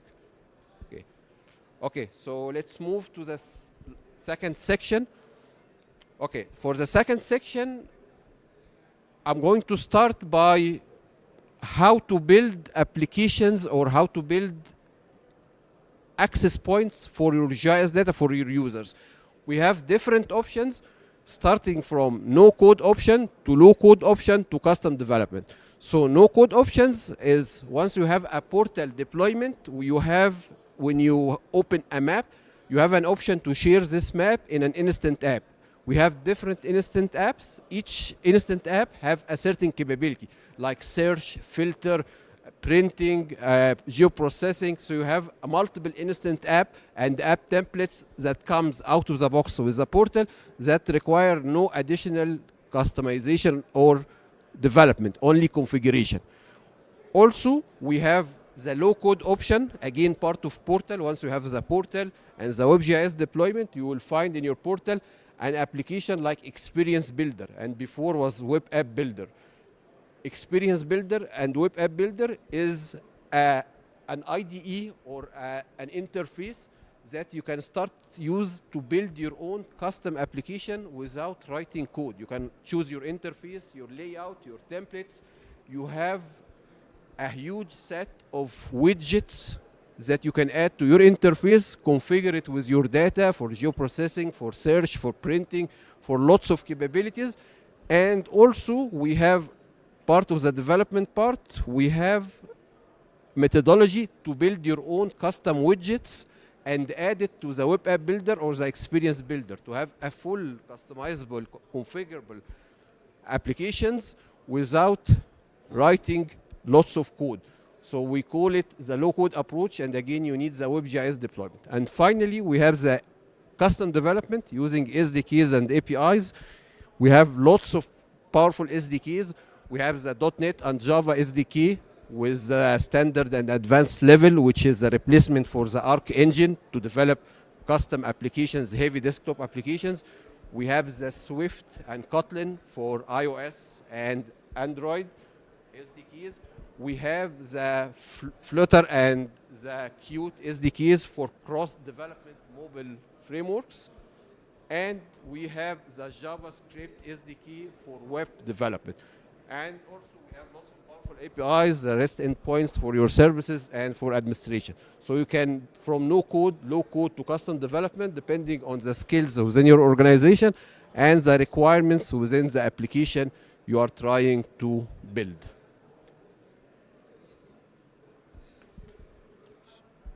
So we are speaking about the technology, but does having a success story only depending on having a powerful technology within your organization? Is it all depending on Esri providing you the latest technology to use within your organization? Does that guarantee that you have a successful implementation? No, it's not only about the technology. It's about planning, okay? How you plan to use the technology within your organization, about the process you are building within your organization, and about training your the people within your organization, users or developers or administrators. It's about having them ready for using and utilizing the technology. So aligning the technology to meet your organization need is very important. The technology is very scalable and it provides you lots of options, but you need to align it to meet your own custom organization need. So you need to decide how, like questions you need to answer is how you are going to implement your WebGIS. Am I going to use physical machine, virtual machine, cloud, Azure or Amazon, private cloud within STC or within my organization? How I'm going to implement my GIS environment? How many machines do I need to be able to provide my users a good response time? What are the workflows? How many concurrent users? And we have a design exercise, capacity calculation exercise to provide you the required number of hardware machines and software components based on your own requirements. And what deployment pattern I'm going to use? I'm going to use Windows, Linux, Kubernetes, ArcGIS Online, a hybrid model, okay? What is my SLA? Do I need high availability? Do I need disaster recovery? Do I have the right infrastructure for these requirements? All these questions, you need to answer it to be able to align the technology to meet your organization needs. And finally, you need to have your GIS grow with the people within your organization. And actually, this is how we reached the new user type licensing. So within any organization, we found certain categories of users. Within any organization, you'll always find the subject matter expert doing the operational data expert, the drive requirements, power user for cartography and analysis. This subject matter expert, we map it in the user type to the professional plus user type. In any organization also, you'll find the GIS professional creating content, editing your GIS data, editing your utility network, configuring applications, authoring map, and this GIS professional, we are mapping it to what we call a professional user type. So subject matter expert and GIS professionals are the GISers within your organization. Again, within any organization, not only GISers using the GIS, normal or other departments or other categories within your organization are still using the GIS. Other categories can be normal viewers using the CRM or ERP or other systems, or even management, viewing information on dashboards, on different systems to provide access to the GIS data. So this is like viewers. It can be like knowledge workers and executives. It can be people within the field doing actual field work, going to the field, doing surveys, doing data collection, reading meter information. This can be mobile workers, or can be analysts within your organization running geoprocessing models and writing content and editing content. That can be creators. So all the people within your organization start utilizing the GIS using different capabilities and using different levels. And this is how we map the different user types, part of the ArcGIS enterprise that you need to purchase to provide capabilities to your organization.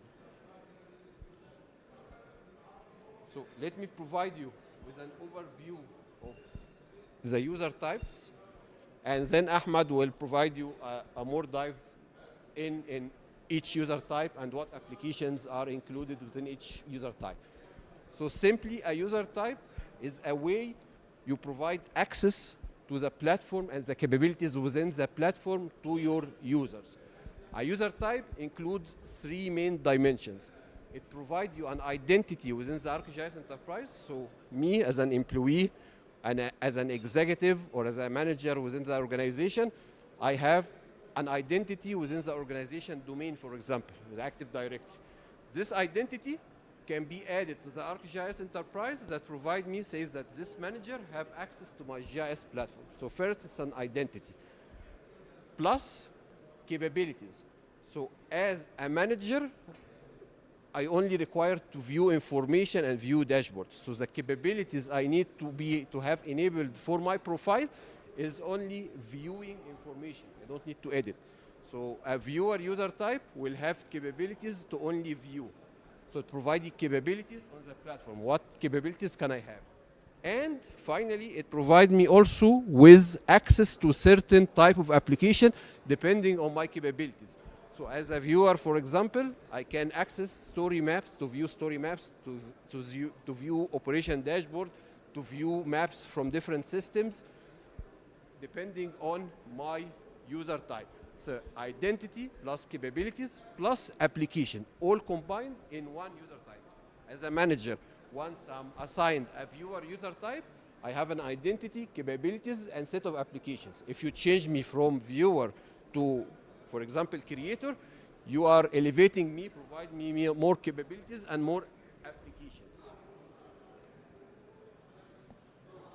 And why are we implementing this licensing model? To simplify the process.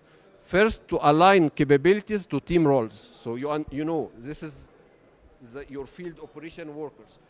They will require mobile worker user type. This is your executive. They require viewer. So you are aligning capabilities to your team roles within your organization. You are connecting or adding identities to your organization. One very important point is streamlining user type administration. And if you are a technical person or were administrating ArcGIS Enterprise, you will understand the hassle of having, for example, adding a user and provide him access to application by application. Provide him access to, for example, workforce, provide him access to city engine, provide him access to one application by an application, and then you need to remove this access, provoke it, and then add it to another user. It was a nightmare to do this type of administration. Now the administration is way, way more simple. It's all streamlined under the user type. So you provide him a viewer, he have automatically full access to all the viewer user type application. And finally, you can scale as your organization need. Today you have 10 employees doing your field work, you need 10 mobile workers. Tomorrow you scaled and you hired additional 5, then you need to add 5 additional user types to be able to scale your GIS with your organization needs. So now Ahmed will go through the user types and provide you a glance on all the applications included with each user type. Okay, back Thank to you, Am. Ahmed. Just يعني couple of minutes and we will finish. The new user type Esri provided, we can categorize them in 2 main categories. The first category, the upper one, is for the heavy user and power user, starting with Creator, Professional, and Professional Plus, and all of them can work on ArcGIS Pro. The next level is for the viewer and contributor and mobile worker, and this for a light user and maybe decision maker, just want to see the dashboards or web application in a secure matter. And also you can enable all your content for the public citizen and public user, one of your open data strategy. So starting with creator user type, the creator user type including all view, creating and managing content, and also it's include ArcGIS Pro in a basic level. Also, Okay, this is very important because you all have creator part of your ArcGIS enterprise as entitlement. Starting June 2024, creator user type have access to ArcGIS Pro. So if you have a creator user type, you have access to ArcGIS Pro Basic. Okay? This is very important. Any organization, all your creator user types, they have access to ArcGIS Pro Basic. great. Adding to that, you can build and configure interactive application like ArcGIS Dashboard using ArcGIS Experience Builder for web application, and also integrate with enterprise data workflows. It includes ArcGIS Flights and also ArcGIS GeoBIM, as well as empowering mobile workers through creating surveys, generate assignments through ArcGIS Workforce, and starting from 2025, ArcGIS Navigator, it comes with this license at no cost. The second one is a higher level, it's professional user type. So the professional user type including all the capabilities with the creator, in addition to ArcGIS Pro at standard level. So you can do all this, and starting from 2025, it's including ArcGIS City Engine and also serving with all capabilities. Anything you want to highlight also? Just okay. The third one, which is the more highest one, is Professional Plus user type. So the Professional Plus user type, it comes with ArcGIS Pro Advanced for managing and editing your data, and also it including plus City Engine, it comes with ArcGIS Urban, and also with the same capabilities. Not only, but also it comes with the popular professional extension, come with including ArcGIS Pro extension like 3D Analyst, Spatial Analyst, Interoperability, and Image Analyst, and Geospatial Analytics. Okay, Geostatistical Analyst, yes. Okay, this is very important. I'm not sure if it's clear or not, but if you have a creator user type, you will have access to all the applications Ahmed showed, the Pro Basic and all the applications like Flight and GeoBIM. If you have a professional user type, you will have access to ArcGIS Pro Standard and the City Engine and all the other applications. Professional Plus, you have access to Urban, City Engine, Pro Advanced, all the extensions except data interoperability, plus all the application in the field, plus sites. All these applications, by default, once you are assigned a Professional Plus, for example, or a professional or a creator user type, based on the user type, you have access to fully access these applications depending on your user type. Okay.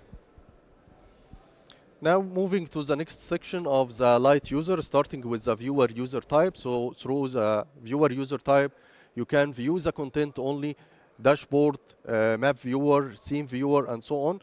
And also it comes with ArcGIS for Microsoft 365. And also you can share, starting from 2025, this user can share their location with others. The contributor user type, we can use it for viewing some content and also abilities through the ArcGIS Experience Builder and also ArcGIS GeoBIM and the other application enabled with this user. The last one is the mobile worker, and this user type it's using for editing, viewing and editing and sharing the data through the different mobile application and through also the different devices starting from the mobile, tablet, web, or even the desktop, using all these applications, starting with ArcGIS field maps, ArcGIS capture, and also getting a quick capture and also getting the assignments through the workforce, ArcGIS workforce mobile app. Thank you. And finally, I want you to get this survey. Thank you for still with us here, and I hope to see you. And we are open for the question. Yeah, if you have any additional questions. Sure. Hi. My question is, how has Esri done anything about the fact that in Aramco, the way everything is set up, we have an IT organization that administer, manage all the access, right? So I have a creator license, user type. Right? Okay. But when I create content and I'm out of the office, right, because I own the content, none of my other colleagues that have the same user types can actually do anything about my content, right? That Okay. we develop for other customers, Okay. right? So I have to go to the IT guys, right, to change the permission, Okay. right? Change the ownership to somebody else. Has Okay. Esri done anything to allow people in certain groups, right, Yeah. to be able to administer the content in a particular group, right? Yes. Yes. Yeah. You can actually. Available right now. Yes, yes, you can, depending on your level, you share, you are the data owner, okay? So he is asking about permission access within the portal itself. If I'm a creator creating content, can I provide other individuals or other employees access to this content? Yes. You share first, you need to share it within your organization, to share this content within your organization. And then you specify which groups within your organization, because your organization, the access role is managed by groups. So you need to share it within certain groups within the organization. Depending on the groups you are sharing with and the levels, their user type level, they can have access and manage depending on the level, the user type they are on. But this you can for sure. Without intervention from anyone, it's you have groups, you share it within your organization, you specify the groups, and within certain group, if this group has the right level, he can edit and add. You allowed him already, you provide him access on this level. And there's also custom level, like you can create your own custom role. If you need, for example, them only to update, not to add new. Okay, you don't want to add new records. You want them only to update. You can add a certain that can only update without adding new. All this is fully configurable and controlled through the administration platform and through providing roles without requiring any IT help.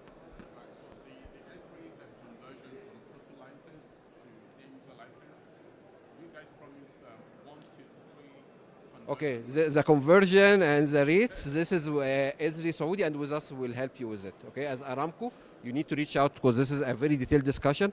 You need to reach out to Esri Saudi's account manager, and you can get us involved as Esri within Esri Global. We'll help you within the full conversion process. Sure. Sorry. لو انا عملت دلوقتي مايجريشن من اليوزرز اللي موجودين على ArcGIS ديسكتوب لليوزر تايبس، do I have ان انا have المينتنس ليهم تاني عشان ما يحصل لهمش دروب؟ تمام. But the question is how to migrate from the ArcGIS desktop. If I have already ArcGIS desktop, ArcGIS desktop standard or advanced, which is ArcMap, and I need to migrate to the new user type. This exercise should be already implemented or started within the distributor with most of our clients. Because if you are not a utility, we are not providing maintenance code to ArcGIS desktop anymore. So the migration process should already have started. But simply, we have rules for the migration, how to migrate your desktop license to the new user type. As he mentioned, we have for concurrent, it's up to 1 to 3. There's lots of details, but if you have a certain question or certain client case, send me an email and we'll help you, support you on moving it and what is the regulations for it, because it's case by case. Okay. You migrated, you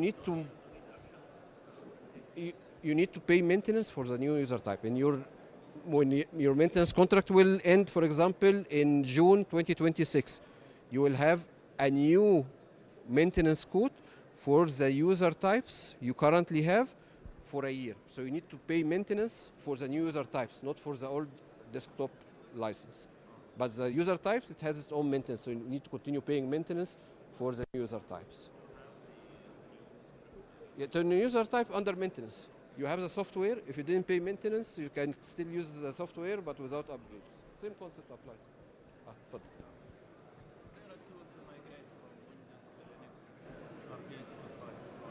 Migration from ArcGIS Enterprise from Windows to Linux. Migration from Windows to Linux is very simple. You just need to have your environment. You built it on Linux. You can use the WebGIS DR tool to extract all your information and configuration from the old environment and import it to the new environment. It will work straightforward.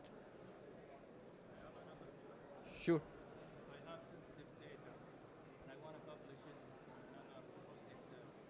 تمام. All the public users I set up like Yes. published online, Yes. public. I want these sensitive data not to be accessible. Okay, yeah. So the question is if I have sensitive data and I want it to be not accessible through public, okay? You have different options, okay? There's an option to build a total, what we call a publication environment separate from your production environment. So you build a fully different environment for your sensitive data. That's one approach, but it has high cost in administration and hardware. Second approach is to build within your environment. You have portal, you have your hosting site, and you have data store. You can have build an additional ArcGIS server site separate and provide it a context name on web adapters / for example, my sensitive data, okay? And on your network level, the firewalls and the network load balancer and all this, you close through a WAF or through any application, all the access through the / sensitive data from any external network and only accessible from your terminal. Okay, thank you. اتفضل.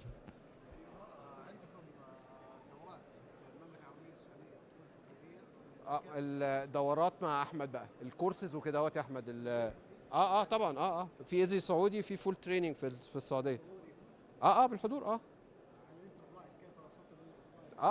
كل حاجه ممكن الكونتاكت بتاعك يا احمد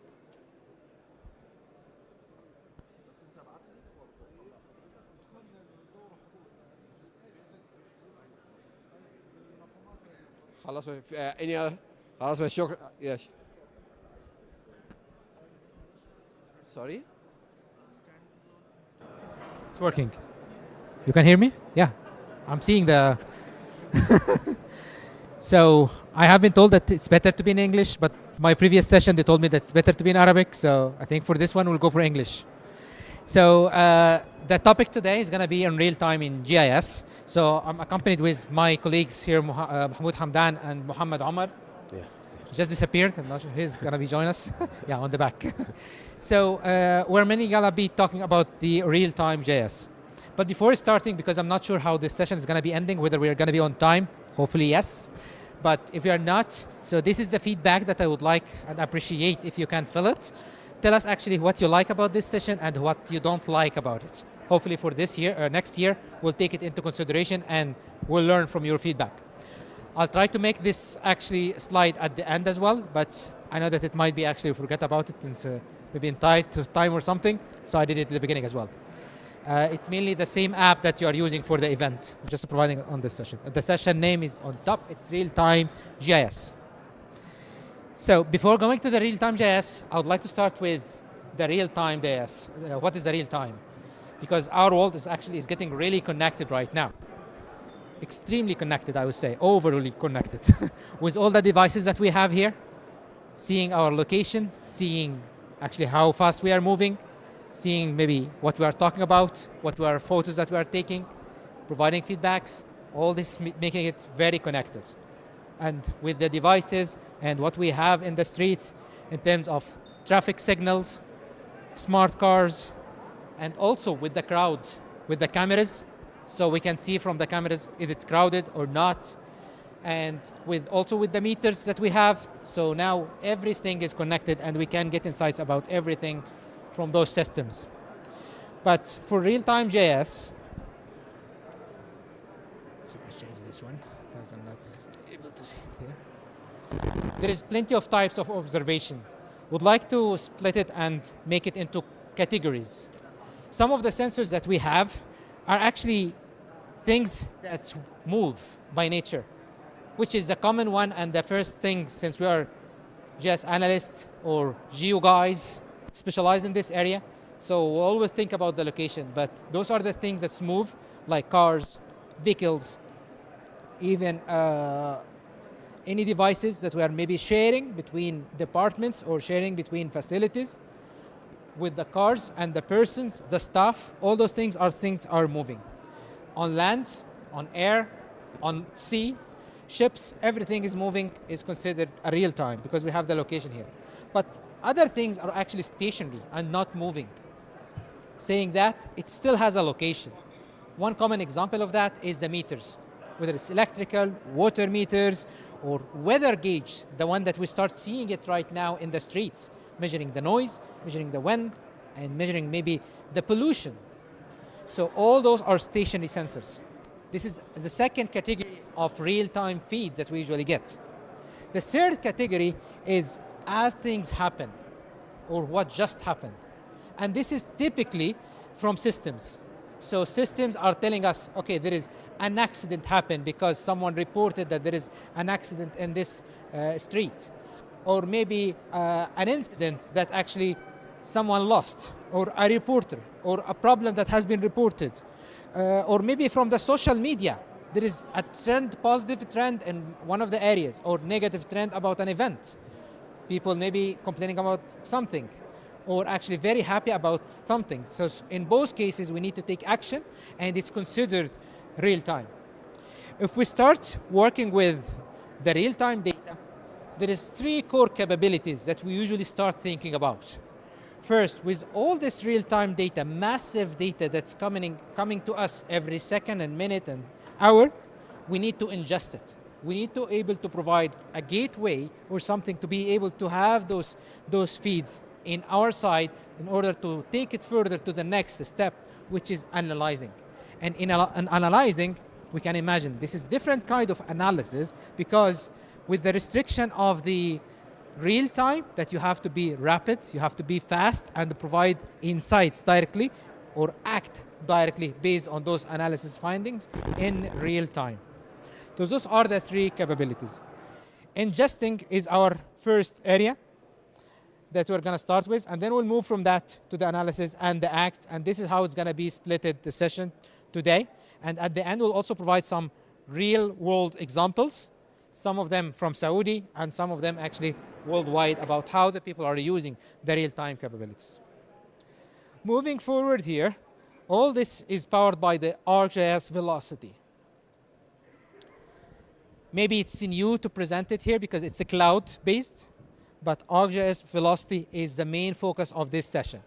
Toward the end of the session, I'll tell you why we focus primarily on the ArcGIS Velocity, not GeoEvent. Still there, but I'll tell you something at the end if you stay patient with me. So the ArcGIS Velocity is mainly providing those capability of ingesting, analyzing, and acting as well. The ArcGIS Velocity is a web-based. Of course, it's mainly powered by a backend system, but it's a web-based. So this is the interface that you will have. From there, you will be able to explore how is actually the feeds that you have, what are the real-time analytics that you'd like to do. You can design it. What are the big data analytics that you'd like to perform it on the historical data. You'll also get an understanding about the computing utilization of your real-time, because this is an infrastructure empowering this, so how much you're utilizing from it.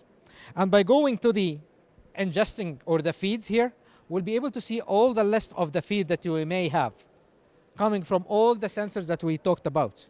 It would be coming actually from ArcGIS, like a feature service or a streaming service. It would be coming from the cloud, like Amazon or Azure. It might be coming also from messaging servers over WMS or as text messages, or it might be coming from data providers. And we have a quite good collection of data providers, third-party data providers who are availing actually their feeds to be consumed. One of them is here from Baron Weather, one of our partners, where actually they are providing us to infrastructure to be able to understand real-time about the weather. The topic that we are interested in today is actually the pavement temperature. They can actually sense this, and they can tell us whether this area or those streets have a high temperature or low temperature. Of course, I enter my credentials to access their platform from ArcGIS Velocity, and from there, I can save this feed to be my first feed. But before saving, since this is a worldwide provider, they're providing a wide area of the world, so we can actually filter the feeds that we are interested in by maybe defining an extent. So this is only the area that we would like to receive feeds from, which is for our case, it's mainly San Francisco. From there, now I saved this feed. Actually, we have a quite long list of inputs, as we call them. We mentioned that we have the ones coming from the ArcGIS, like feature services and stream layers. And out of the feed types from the web and messaging systems, we'll find here a quite extensive, very rich collection, which is very common standards, whether HTTP, roller or receivers or simulators, even to simulate some things for testing, up to MQTT servers or RSS feeds. So there is a quite collection from there. And of course, we have the cloud feeds, as we mentioned, from Amazon Web Services, Azure, they're all available, and Cisco as well. In terms of the data formats that you can configure based on the feeds coming on any of those protocols, again, we have actually a quite good collection. It might be delimited text, JSON, JSON, XML. So those are the common ones. And of course, we have some special ones like the RSS and GRSS feeds as well, and others. So whatever you have there, you will be able to ingest it in terms of sensors. But for some providers, it's a proprietary formats. Some data providers, like Baron Weathers and others that we'll talk about, they're actually providing their special data formats and their own protocols and secure it, because this is their business. So they're providing also a gateway through the Velocity, so we'll be able to ingest this. The example that we're using, as mentioned, Baron Weather, but one of the common one is Flight Aware, that allow you to understand where actually the flights and where they are actually flying and which are in country or out country and all those things. Geotab, Samsara, so there is a lot actually of them here. And of course, we are open to add more as we progress. So this year only, we added 4. We added the Flight Aware, the Baron Weather. We added also the HSS Alert, and there are 5 actually, Victronic and Precise. Those are only for this year. So we started the journey on this regard. Moving from the feeds, the next step, the important one, is the analytics. So in analytics, there is a quite good collection of analytics that has been designed with the consideration that we are talking about real-time analytics. So it's not about taking analytics for minutes or hours. It has to be scalable. It has to be designed to work in real time or in near real time. Those collections, some of them, I would like to start with the middle one, which is managing data. Because it's very common with the world of sensors to have multiple sensors providers for the same feed. So in this case, you will need to actually to manage those feeds, to enrich them, to manage and merging them. So we have a quite good collection for managing this data. One of the common ones is mapping fields and merging fields and merging data feeds. And others, as you see. Others ones, which is for analyzing patterns. So for analyzing the patterns, some of them is for calculations, like calculating the density or the journey, the estimated time of arrival, when it's expected actually to be there, identifying hotspots in real time, also generalizing the data. So if you are receiving too much or too frequent feeds, it's not needed for you. So you can control this from the feed side, but at the same time, you can control it from the analysis side. So maybe you would like to keep it in the feed for historical reasons, but in the analysis, you'd like to simplify it, so maybe you drop it. So every 5 feeds that you receive, you will be maybe get just only 2. But the 5, you still would like to maintain it in order to understand also in the pattern the gap. Is the sensor still alive or not? The other ones is for the locations, which actually allow us actually to identify if any gaps, as we mentioned, or also any dwelling locations, like you are idle in one place, or the location is identifying that this sensor or this person that you are tracking is idle in one place for a long time. So this is also defined here. In terms of the analysis, this year we added 3 more actually analytical tools in the on the velocity. The one is adding XYZ. We usually have the add XY, but we find a lot of sensors, as you can imagine, with the drones. They have Z location, and it's considered as sensors as well that you need to manage. So we find that Z value is needed, so we have also the add XYZ values. The other ones is also for delaying and reordering the tracks. We notice that maybe for the communication problem, we may have actually the out of order feeds coming. So we can reorder those on the fly with this tool. And also feature to point. So if you get it from an ArcGIS feature layer and would like to convert it into a point, maybe it's coming like geometry to simplify it for further analytics. But from there, let's move to an example of analytics here. And this is as simple as how you would define an analysis. You have something similar to the model builder, if you are familiar with the ArcGIS Pro model builder. It's a matter of drag and drop. You have a collection on feeds on the left side that you can list it. And on here on the model, you'll be able to drag those. And for this scenario, we have the one with the red symbol, which is this one. As you can see, this is the barren weather. And we have actually vehicle locations coming from 2 providers, the other top 2, which is mainly 2 vehicle location providers. We merge them, and then after merging them, we filter them into an area that has been identified based on the feed coming from the AccuWeather, that this is actually a high temperature pavements. So in order to understand whether our truck's actually in a hot area or a normal area. So from the barren weather, we have this feature actually service created of the high temperature zone, as you can see. So we just changing the feed coming from there and create a feature layer of it.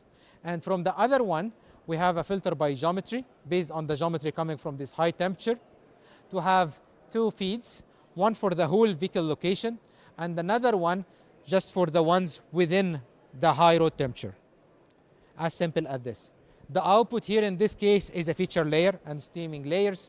Those I can easily use them in my web maps with a refresh rate property that I can define it over there in the web maps. I can use it in dashboard, or I can use it in my developed application, custom developed applications. So it's accessible for me across the ArcGIS ecosystem, as well as, of course, even for external systems if needed. In terms of the outputs, We mentioned the very common ones, of course, the ArcGIS one, which is the feature layer and stream layer, because those are opening the doors for me for the whole ArcGIS ecosystems, apps, dashboards, story maps, all those things available for us. But at the same time, it's not only about the ArcGIS. Sometimes I would like to email. There is an action or incident that needs to be reported, and I need the management to know about it. So we have email, we have text messages, if you have a gateway, SMS gateway. We also have RapidMQ, and we have HTTP post, Slack, Microsoft Teams, one of the new ones that we have here. And in terms of the cloud outputs, you also can have it on Azure or AWS, big data stores. And in the business system, Trimble is also one of the output feeds that we can actually support exporting or sending actions to there, which is Trimble Unity is mainly about vehicle management and asset management systems. This is one of the new capabilities that they have in-house now. And the data formats that we are supporting also, as you can see. Of course, you can build your own custom ones, arcade expressions if you want, delimited JSON or GeoJSONs as you need. Moving from here, this is the new in Velocity, as I mentioned, in terms of the output feeds or that we added this year. The most important one for me is actually Microsoft Teams that I found it's really worth it. Many organizations now using Teams as the main communication and collaboration across the organization messaging, rather than using SMS and text messages. From here, I think we get an idea about the velocity and the real time. Let's move to some real-time examples in the real world. So, as you can see here, those are different examples, whether you are using the real-time for personal tracking of your crew in the field to understand whether they're in hazards area or actually are they dwelling in a place. We also have here for security operations monitoring. I left my bag maybe near a train or a significant infrastructure, so we need to report that, and the cameras need to take actions for this. So this is something that we look for. Work orders automation. Someone reported that there is a problem here, maybe with the carpet or something in the street. We need to take action. So this is work order management examples. There is a lot actually, especially for the airports, campuses, big campuses like colleges, universities, big organizations with a campus, using this also for getting actions for those work orders. Other things also for resources optimizations. If you have a fleet of vehicles for transportation or for distribution, so you'll also be able to manage this fleet. In terms of soil and crop monitoring, this is really interesting one, which is very, very common in Africa, I would say, where actually they are monitoring their crop and the soil health and the soil salinity and fertilization, all this in real time. And also combining this with the weather feeds and the solar exposure, all those to get a real-time automated smart farms. Other things also for anomaly detections. So if there is any anomalies, like in the weather, there is a hurricane or there is high winds is expected, to be able to predict this in advance and analyze it in real time. Infrastructure protection, as you mentioned. Maybe you have a big campus again, which are the doors that open. Maybe it opened in untypical timings, maybe overnight, so why it was opening, and we need to alert about this. In transit and connected cars, you have transportation fleets, we have trams, we have metros. We need to manage all those things, and also the various of those examples actually are using heavily the ArcGIS velocity and the real-time capabilities.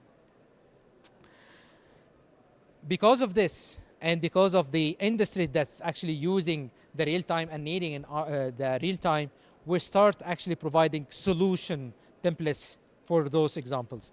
Or I would say not of all of them, but some of them. So if you are familiar with the ArcGIS solutions, it's mainly a packaging of some of the products that you may build, maybe dashboards, feature layers, analytical models, ArcGIS Pro. And now you can configure part of this also feeds analytical actually models for velocity and the output layers and the dashboards for a specific industry or a specific workflow, and you package it as a solution that you can deploy it directly in your organization, and you have it ready for you with the ability to configure it as you want. So we're providing a quite good collection for this, and we have currently four. One for the winter weather operations. This is mainly for the countries that have snowing, heavy snowing, and we need to remove the snow and actually collect it and understand where actually it's heavy. Others actually for the mowing operations. This is for public works and municipality levels for the mowing activities of the greenery areas across the city. We also have the street sweeper operations and the watch center. Street sweeper is mainly for the trash collection and all those activities across the city, and watch center. Watch center is the one that one of two that I would like to talk about, because this is mainly for any hazards or incident that would be reported across the city, so we can actually notify the organizations responsible about that, about these activities, to be able to take actions and trigger the potential risks and of those events as they are happening across the city, and report actually the stakeholders as actually is it related to them or not based on those incidents. So it's a complete solution. Once you deploy it, you will be able to get here the locations of interest defined by you. So we provide the layer for you to fill about the areas of interest. Also, those locations will be buffered. So we'll monitor any reports in those areas, and alerts will be generated in real-time feeds based on that. Once you configure the pre-requirements in terms of the layers or content, because the layer we're providing them ready, providing with this symbology, with everything ready, you will be able to benefit from a dashboard like this one here, where you'll be able to monitor in real time the performance and all of those things. But this one is another one. And with the launch of the tram here in Riyadh, I think would be interesting. This is why I added this one. And this is what is mainly monitoring the public transportation, whether it's buses or trams and metros. It's a complete solution. You can define actually all the lines that you have, the fleet that you have, the schedules that you have, and from there, you will be able actually to see and understand, are they in time? Are they delayed? Is there any punching happening?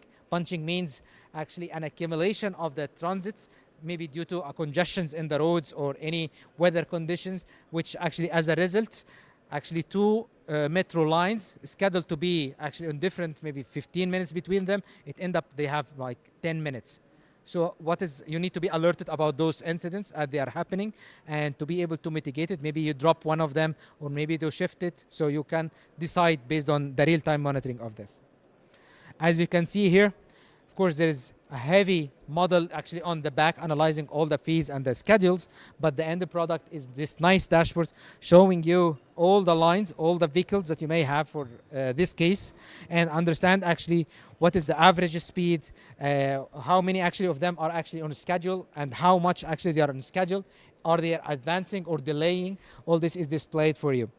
And the percentages of on time, late, and early arrivals. So maybe you're intentionally delaying them to fill the gap.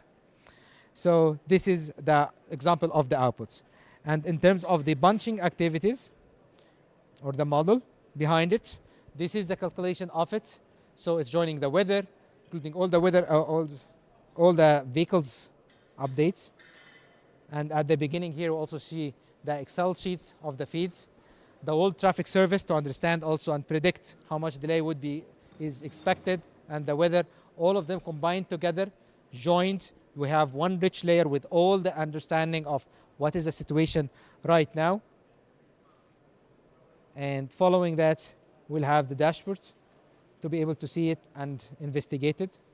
At the same time, also, we analyze the historical, maybe within a day, a week, a month, or few hours, to understand actually how the percentages of delays, is it typical or this is excessive, understand where are the areas that happen to have a delay, and also seeing here down there the bunching activity with this chart. So telling, now at this point with the high charts, it's telling us that, okay, there is a bunching activities happening in this one. The timing and the schedules actually getting closer to each other. The real timing compared to the schedules. So those are some examples. At this point, I would love actually to switch to my friends here, Mohammed and Mahmoud, so to see also some examples here in Saudi benefiting from the ArcGIS velocity. Whenever you're ready, you can start. Now we are speaking about this one, how we can implement it here inside Saudi Arabia. And we're taking the first one. It will be from inside the Riyadh. As you see, can you the video? You'll see here this. It is not only we make buses inside the Riyadh. As you know, we have a lot of traffic issues now. So in this case, it will see all the buses in real time. And if you're having some areas for under construction or constructions, it will giving you here the attentions and the calculated zones. And in the right side, you'll see the buses in attentions. After it's, you see this how it be. It's not only as mentioned, 2D. It will be also can integrate it this real time with 3D and real exact to give you as an example enrichment to your data in real time. You will see here. This is some areas and some district inside the Riyadh city. Once this bus is entering the attention area, you'll see this bus, it become in the attentions area because it is focusing on this locations. Now, after that, it's going to the critical zone. You see this, we're having bus number 2 is going to the critical zone, bus number 7. So you are expecting some delaying on the bus and the travel time. You can add this case in whatever you want. It is not only moving things, maybe assets, exchanging IoT devices, and so on. After that, it's going out from this critical area, so you can zoom in to this bus and see what is it will be facing in after 5 or 6 minutes, real-time data, which it will giving you, let's say, the good decision-making exact time. Okay, for the ambulance, for let's say buses, for the police, for any kind of data in real time. So after this, we will go for the how to implement this case in Riyadh. For Mahmoud will helping us in the full model here to see this data in real example from step by step from the velocity. Welcome everyone. The real-time processing behind the dashboard you have just seen now, it's designed by ArcGIS Velocity. Okay. We start from homepage. Homepage, the first step is to bring live data into the system. In ArcGIS Velocity, this incoming data is called a feed. I open a feed tab to review the feeds configuration. This feed uses simulator that represent buses moving across Riyadh. The simulator send live location data through a URL to feed. Okay? Here is a configuration of my feeds. I edit the feed to show how to configure the simulator URL. The update interval is set to 100 millisecond. We also specify the correct time field index. Okay. Another one, we will configure the schema of our feeds. Then after that, we will set the GPS coordinate system, and also I specify the time field. Then after that, we will select the tracked. How can I track the system using bus ID? Okay. Then after that, I will name this feed buses feed for easy identification. You can also publish a feature service from feed, but we don't need that for this demo. Okay, after that, I will click complete. Okay. Now I'll open the map viewer to visualize the live data. We zoom into the city of Riyadh. Okay.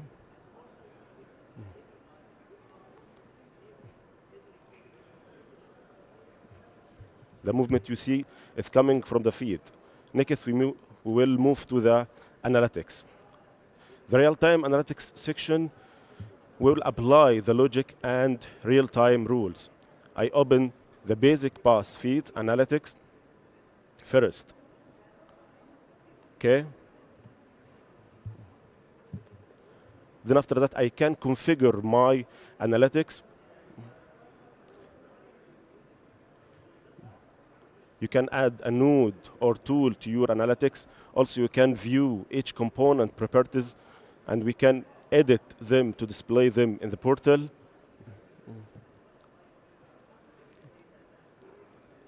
This analytics show raw data without any filtering. Here we can see the stream layer on the map, and the point movement is happening in real time.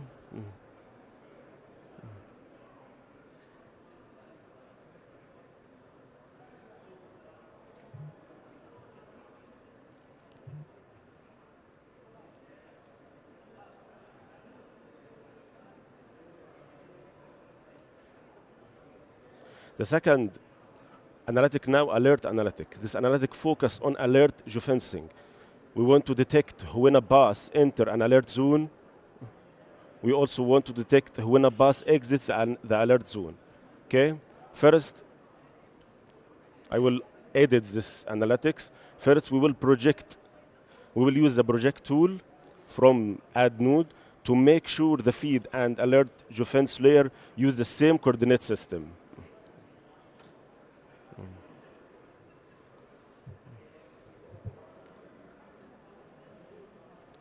You can see the details of the alert geofence layer to detect when a bus enter or exit an alert zone. We will use the detect incident tool. The detect incident tool handles these conditions.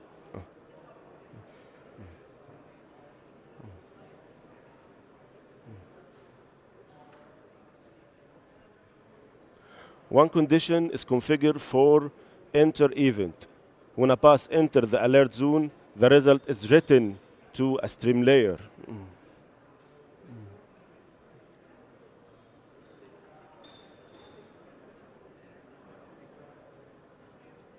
Another condition is configured for exit event.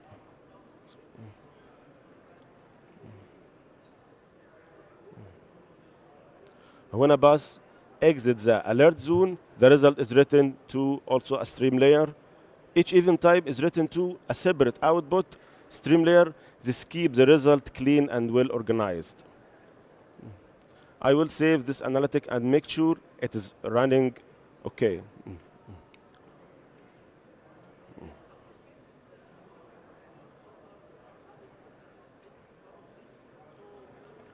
Let's open now the critical analytic. This analytic focus on critical geofencing. Again, we want to detect when a bus enter the exit, a critical zone, enter or exit a critical zone. First, also we will project our data, our feeds, to make sure that all my layer it's at the same coordinate system. I can open the geofence layer and show on the map.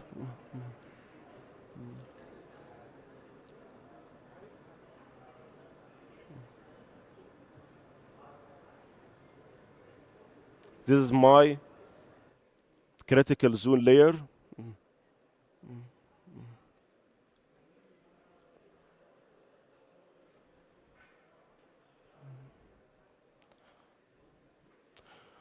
To detect when a bus enter or exit the critical zone, we use also the detect incident tool. The detect incident tool handles these conditions.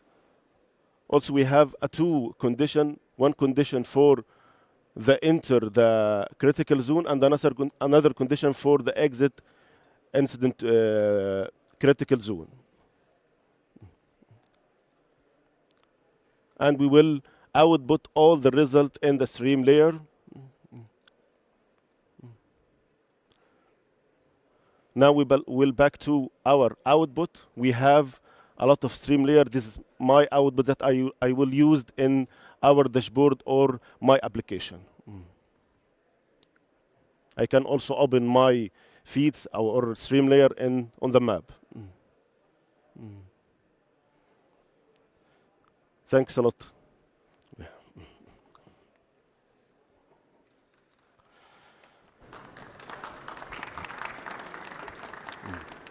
See, local examples. So from Saudi. So thanks to Mahmoud Mohammed for this amazing one, especially here having velocity. I would say this is one of the first examples that we have of velocity deployed in Saudi and showing this example implemented on premise here. So I think this was this is what we have been talking about, ArcGIS velocity. So ArcGIS velocity is here. It's available with its capability for the ingestion of the IoT from platforms or from APIs to get a feed and process this feed regardless of the size of the data and the traffic that you are getting from there, to have real-time analytics, and from there you can act upon that and analyze also the historical big data analytics on it. All this in one single platform that's connect to the industry leading IoT platform on the cloud, as well as the data lakes and your own premise actually IoT sensors platforms that you can ingest from there. So, of course, what we have been talking about here is ArcGIS Velocity. We're mainly focused on the back end. The ArcGIS Velocity is providing you with the back end. The front end in terms of the apps is completely yours. You'll be able to use the ArcGIS out-of-the-box apps, maps as you want, as well as you can develop and build your own or use whatever you aim to have a platform, complete platform that fulfill your needs. The APIs are there, so you can extend it and deploy it as you want, whether it's on web or in desktop. Again, this is completely yours and available for you. So this is ArcGIS Velocity. It has been here actually available for a few years, I would say. But it's now, as we mentioned at the early, we're listening to your feedback. And always we appreciate providing us with feedback about what are the areas that you're challenged with, what are the areas that you are aiming for. ArcGIS Velocity is mainly for fulfilling the IoT platform needs. So by typical understanding worldwide, they're mainly preferring this to be on the cloud. Amazon clouds, Microsoft cloud. This is the typical scenario. But we found that in many countries in the region and worldwide, in some areas, they prefer to have this on-premise.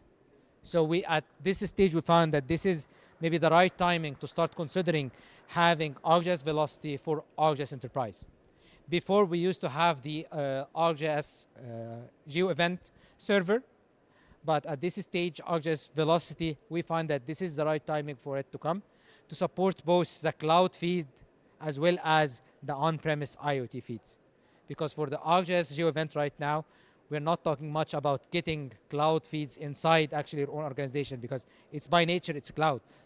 But with the Velocity, it will be able to fulfill this gap. And it's also more scalable with the standards of the cloud provider, which is by design, is based on containerization and Dockers and those microservices. So we're providing those to be available.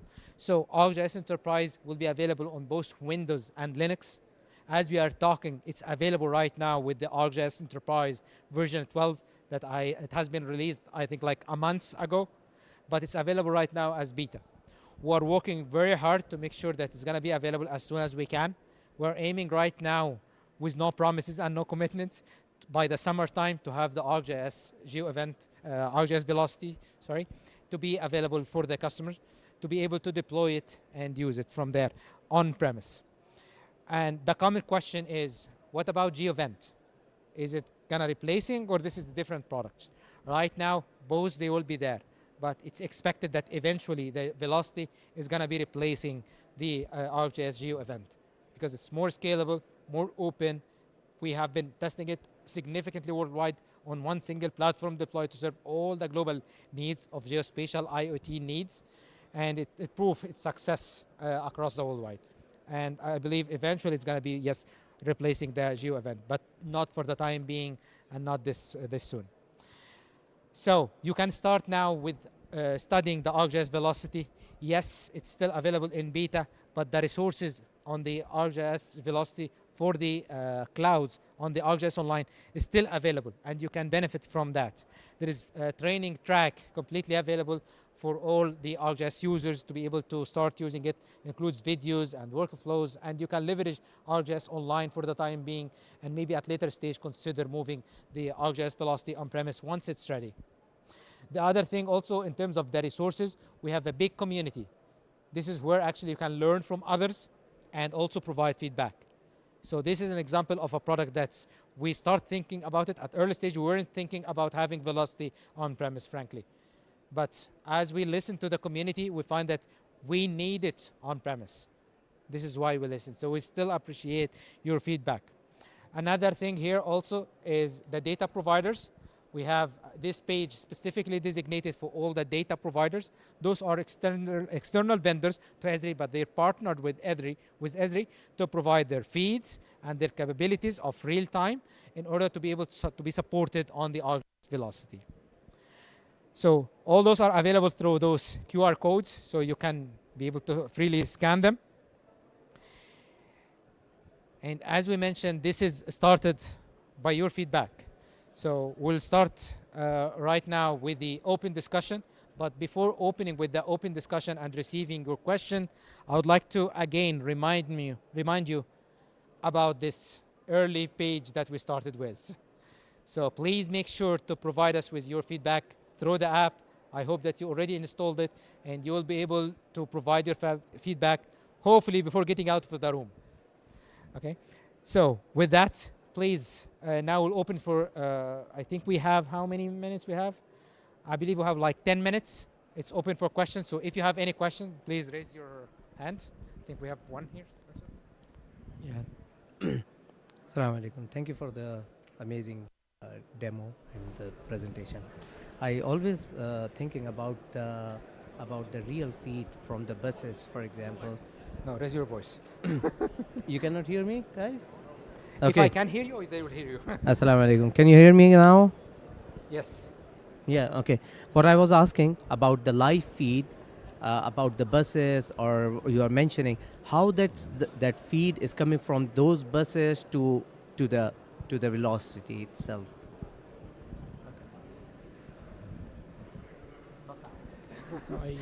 So the question is about how we receive them. As we mentioned at the early beginning, we provide many protocols as well as many feed formats, I say. So we have protocols and formats. So in the protocols, we actually have a long list of protocols that we are currently supporting, including HTTP, including feature services is considered one of the protocols for the communication between them. In terms of the formats, as we mentioned, we have this long list again for GeoJSON, JSON, XML, and Parquet, and all those formats. Combining them together is actually, this is where actually the feed that we're receiving is combined as a bus, as you are mentioning, defining the protocol, defining the file formats or the format, the protocol and the format together. This is defining the bus. In terms of the communication, of course, based on the commonly all this is based on network. We have some examples where actually it's others, but using other protocols, mainly in the public safety sector. So in those special protocol, I would say communication channels, we usually have also a mediator, which is a platform that's receiving those feeds and communicate them to our platform if needed. This is mainly for the legacy actually communication channels. I hope that this answered your questions. Jumping to the next question here. Thank you for the interesting. Again, I need to hear you, so they will hear you. Thank you for the interesting session. I can see a lot of advancement, and as you said, it will be available in a BRAM, and it is currently available in the cloud. But my question, do we have it hosted in Saudi cloud or external cloud? This is due to data locality restrictions. So the question is about the data localities of the ArcGIS Velocity. So the data localities, it's mainly the data localities of the ArcGIS Online. It's spread worldwide between Microsoft Azure and Amazon Web Services. I cannot tell exactly where this data is going to be, but it can follow the same thing of ArcGIS Online. If you are using ArcGIS Online and you have the rights and the agreement from the government to use ArcGIS Online with its data sources available on Amazon or on Microsoft Azure or others, so in this case, you should be fine with the velocity. If you have concerns about it, so this is why we have the ArcGIS Enterprise, which is the replica of the ArcGIS Online on-premise. And coming next is going to be the ArcGIS Velocity on-premise on the Enterprise is the next to complete this solution for you. More questions? Yeah. Hi, hopefully you can hear me. Yeah. Yeah. Can you speak a bit about the licensing of both the online and, if possible, the upcoming enterprise beta version of Velocity? Is there any limits to the number of feeds that can be ingested or the number of feeds that can be created? So the question is about the licensing. Licensing about something that's still beta, but okay, I'll provide you. So the plan is to provide 3 levels of the licensing for the ArcGIS Velocity on-premise. It's the same like right now on the very typical to the what we have on the ArcGIS Online. So if you went to the ArcGIS Online Velocity standard, it's going to be based on the standard, advanced, and the 3rd level, the more advanced one. And it's mainly measuring or limiting you in multiple aspects. The first one is the number of feeds that you can have concurrently. This is one limitation, or that define you what level that you want. And just, yeah, how many channels you would say. So feed means each feed should be from a designated IP, a designated format, a designated protocol, a designated data provider. So how many of those you have. Also, it's defining about the traffic, how many kilobytes that you have. This will help you to understand which level you are in.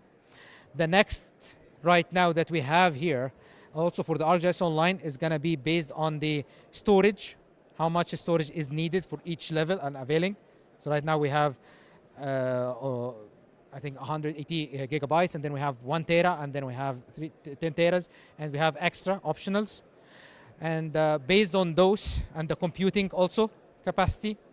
So this is what we use on the ArcGIS Velocity Online. So it's going to be something similar. Not exact, because on premise you don't have the storage. This is the thing. You have the number of the capacity in terms of the computing is different.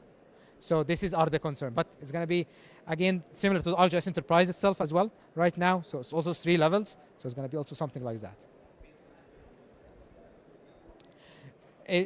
From moving from the cloud to the on-premise in terms of the computing, this is the translation of the computing. So in terms of the cloud, we are providing it based on the amount of analytics. In terms of the on-premise, in terms of the number of cores. So it's going to be very also, in terms of the computing, following the same license scheme as of the ArcGIS Enterprise. Okay, thank you. Next question.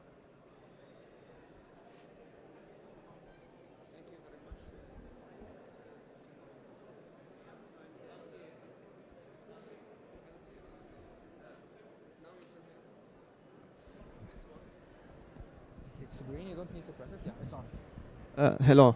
Yes. If I want to feed real-time data for water utility, for example, from SCADA or from smart meters, do I still need GeoEvent server, or ArcGIS Velocity will do the job for me? Got you. So the question is about SCADA systems and the ability actually to ingest the feeds from SCADA into ArcGIS Velocity. Am I in need actually to use the ArcGIS Velocity? SCADA system is mainly for managing the infrastructure readings of my utility networks, very typically for water and electrical, which is a valuable actually feeds, and the systems is mainly managing for the assets. But in terms of integrating those feeds and those readings with other systems, as well as the location to be taken into consideration, like where is the leak is happening exactly? Do we have other reports? Maybe there is a public safety threat that happened in one area and is threatening lives and also threatening the SCADA infrastructure. I mean, the pipes or the range. So you'll not be able to relate those together with the SCADA alone. So the ArcGIS Velocity, as we saw in this example, we combined actually feed from multiple sensors, from multiple platforms, combining them together with the location awareness and time awareness in real time, to be able to provide you with those insights. So is the short answer is ArcGIS Velocity need? Yes, it's needed. And we have a lot of customers worldwide in the water utilities industry specifically, and electrical also using it. Thank you. More question, or how much about the time? I think we have capacity for one more question. Yes, we have here. So I want to ask, what is the delay time on the ground to the application? If rest of the thing is good, So- like internet connection and all. Can you repeat it again? What is the delay time? Delay time. Uh, Okay, so the question is, what is the delay time between the incidents as it happens in reality to the system, to the ArcGIS velocity? So I think this is mainly derived by the communication. So if you have a problem or limitation in the communication, it's going to be delaying it. So the ArcGIS velocity will ingest it as it receives it. So if there is a problem or bottleneck in the communication, it's definitely going to affect that. This is why it's actually very good to consider the design best practices in terms of what is the bandwidth needed and what is actually the delays that you're expecting from your other systems between this. But one of the reasons that actually users was providing us as a feedback on the ArcGIS velocity, it's amazingly used between cloud to cloud IoT platforms. But on-premise to cloud, there is definitely a delay because this is relying on the internet connections and all those things.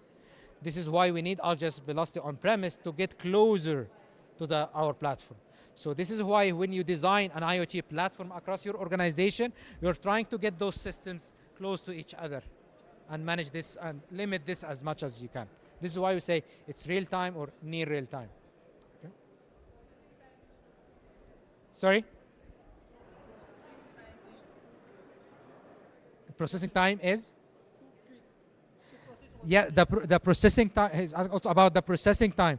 The processing time, yes, again, it's also taking into consideration as an IoT real-time platform to be very quick, but very quick is not tangible. So very quick means that you're already getting the response in the right time that you need. And how to accomplish that, of course, with good design practices. You have to scale to understand how much feed that you are receiving, what is the computing power that you're needing to process those. On the cloud, on the ArcGIS Online, we are actually taking this hassle from you. So we are measuring this. And we are telling you that you're overusing or underusing your license computing power. On-premise, it's expected also, part of managing the infrastructure is also to manage how much will you need.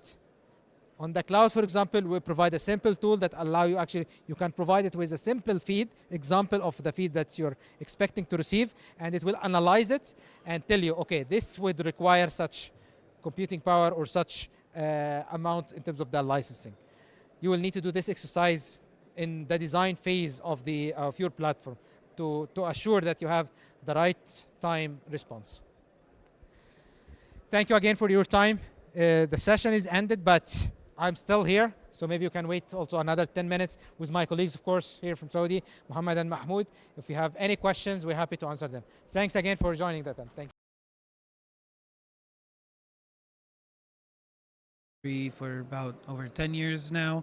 With me is my colleague and friend, Omran Al-Houfi, working with Esri, Saudi Arabia. So for the last time today, we'd like to remind you, actually not the last time because I'm going to remind you at the end, but we would like to remind you to please share your feedback on the events application. This helps us, tailor the application to your needs and understand what points of strength and points of weakness existed during the presentation and adjust for the future.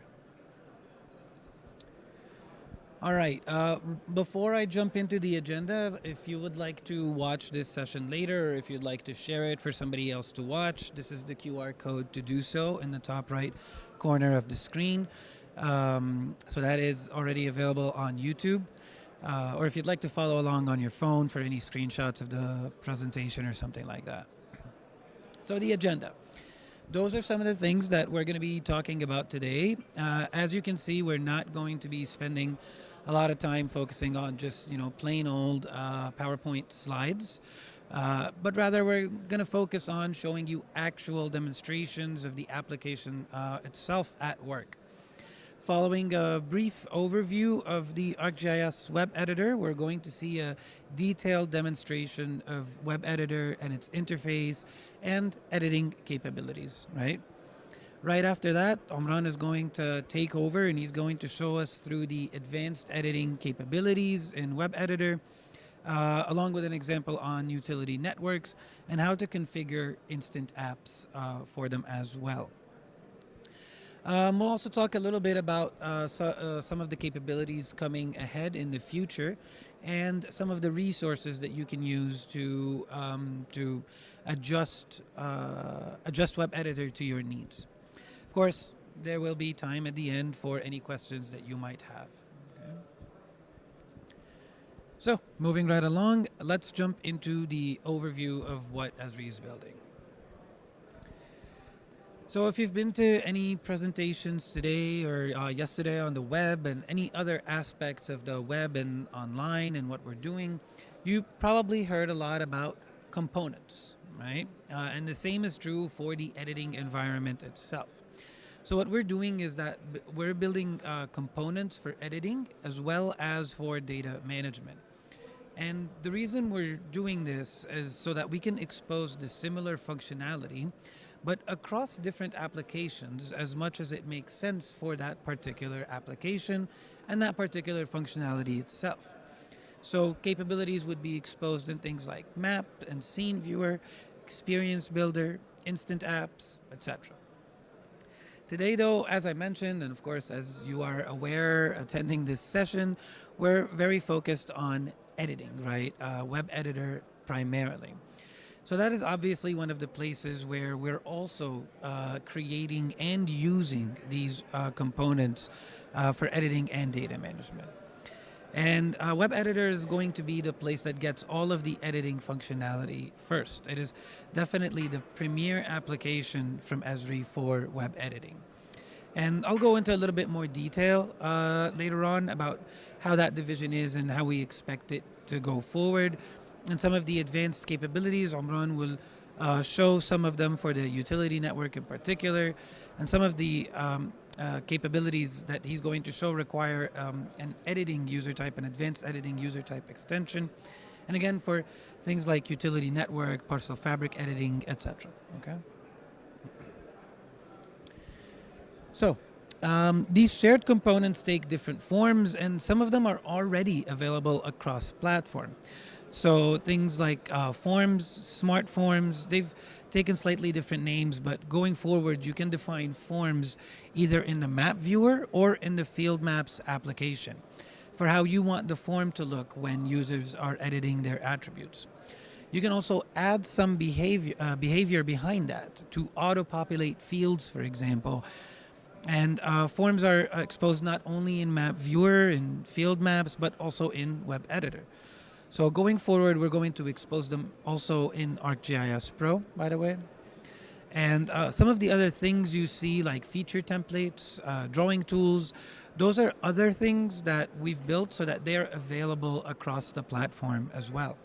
So now, for instance, you can author groups and present templates in ArcGIS Pro. And you can write them to the database, you can write them to online, and you can use them in the web editor, but you can use them in map viewer as well, okay? And also in experience builder, the editor widget itself, that's also going to be available, right? So this is kind of what we're trying to build so that there's a consistent pattern across all of the applications between those shared web components that are being used across the applications. So focusing specifically on web editor, which is what we want to talk about today, that is still we consider it to be a fairly new application. It was released in the June online release in Enterprise 11.3 as a separate installation, but now it is part of the regular install with Enterprise version. But it's still just about a year old, and it is focused application specifically for editing, right? We've had lots of discussions about whether we should extend that and allow authoring forms in web editor or authoring and saving your web maps themselves within web editor. But really we've decided that, you know, the best thing is to continue to focus on just editing capabilities because it allows us to focus that user experience particularly for that specific editing workflow, right? One of the main target audiences for this, because it is of course specifically targeted, is users that traditionally might not be using ArcGIS Pro, for example, and want to perform their edits directly in the browser, right? If they're performing edits that don't really require all of the power and heavy lifting of ArcGIS Pro, then this can all be done in the browser quickly and easily, right? We're trying to design the web editor so that it's very approachable. So hopefully you're going to see that in the demos that we're talking about, that we'll talk about later. And enforce data quality in particular using those smart forms, right? So things like guaranteeing that something falls within specific boundaries or has specific length or deflections, all of those things are included, and we are going to show that as well, right?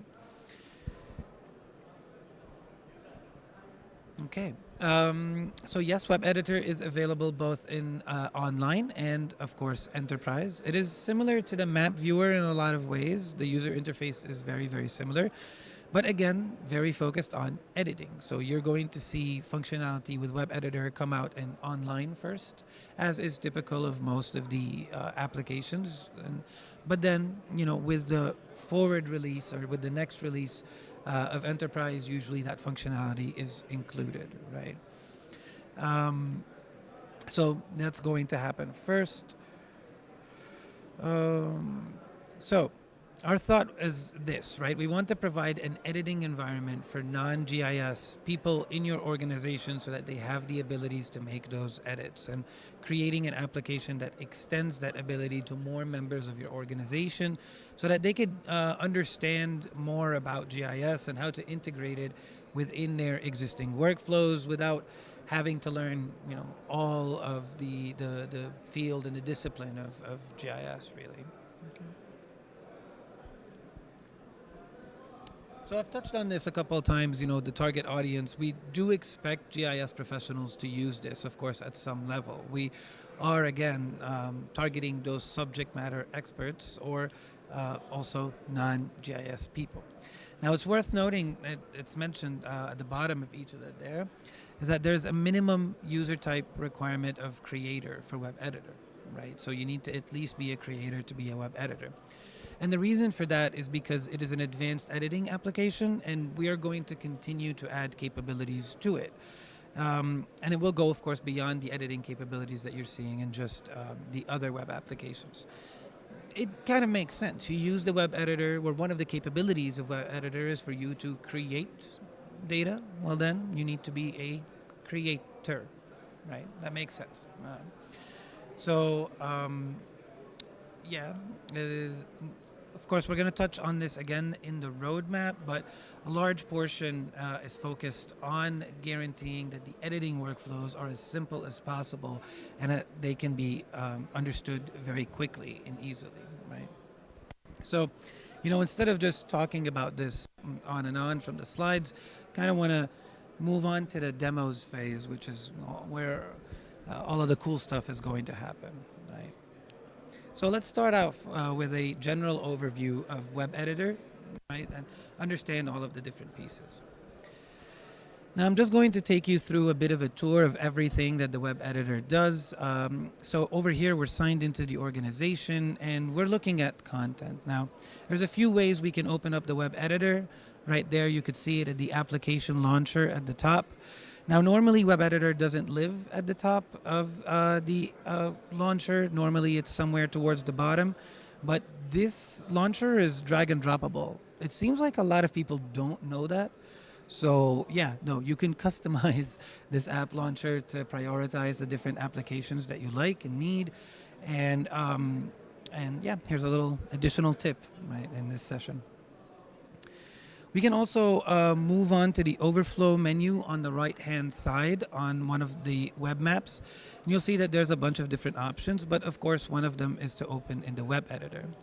We can also open the item details page and see that, of course, again, a whole bunch of different options, but one of them is to open in web editor. So we're gonna, access it this way this time. So a couple of things that I'll touch on here that kind of popped up on the screen right away. The very first thing that you might notice is that I've got this alert right here at the bottom of the map. So this is letting me know that some of the layers in my map don't have the editing privilege turned on. So you know that little switch in the feature service or the feature layer where you have editing capabilities turned on or off in the feature service settings itself? In this particular case, what this alert is telling me is that for at least some of the layers, that's turned off. But I am still able to edit because either I'm an organization admin or an owner of that feature service itself, right? So that's what that alert is telling me right there. A couple of other things I'll highlight. There's also a new onboarding dialog that's in the lower left corner there. So this is letting you know if there's any new capabilities with Web Editor. And in this particular case, it's telling about one specific thing, one story that we've heard a lot from you about.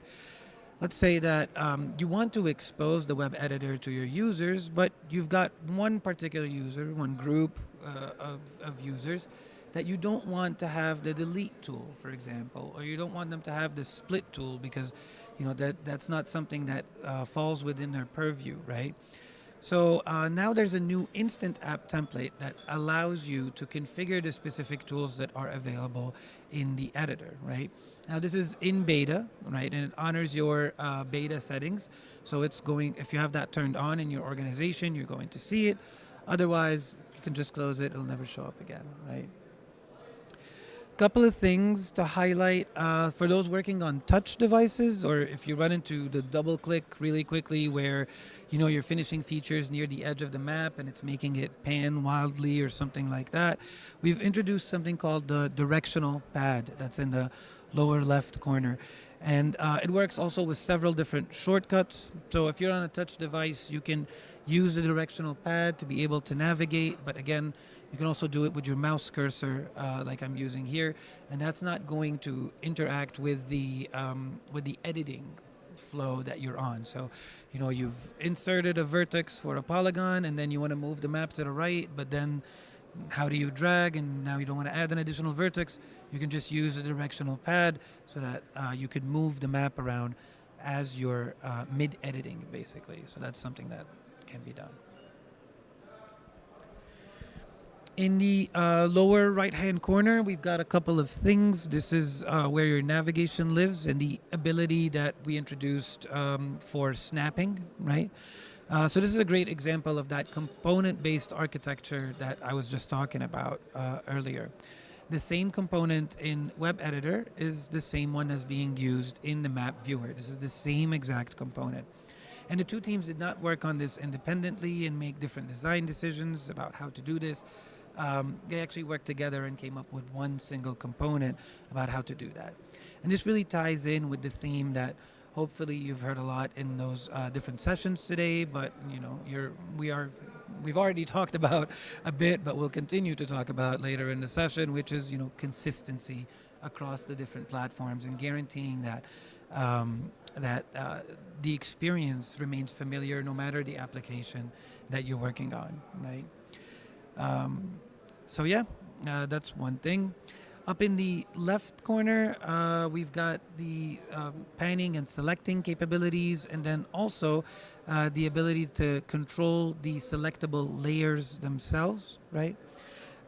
We are now storing those selectable layers within the browser, right? So if I configure that in my map right now, that's not being stored with the web map. That is actually being stored directly within the browser itself. So if you open up the same browser on the same machine, you're going to have the same selectable layers. And that's something that we've heard is common for users, like, oh, this user is going to want this group of layers to be selectable, others differently. So we're storing it on your browser so that it's not a map global setting, basically. So that's just a little small change that we've added.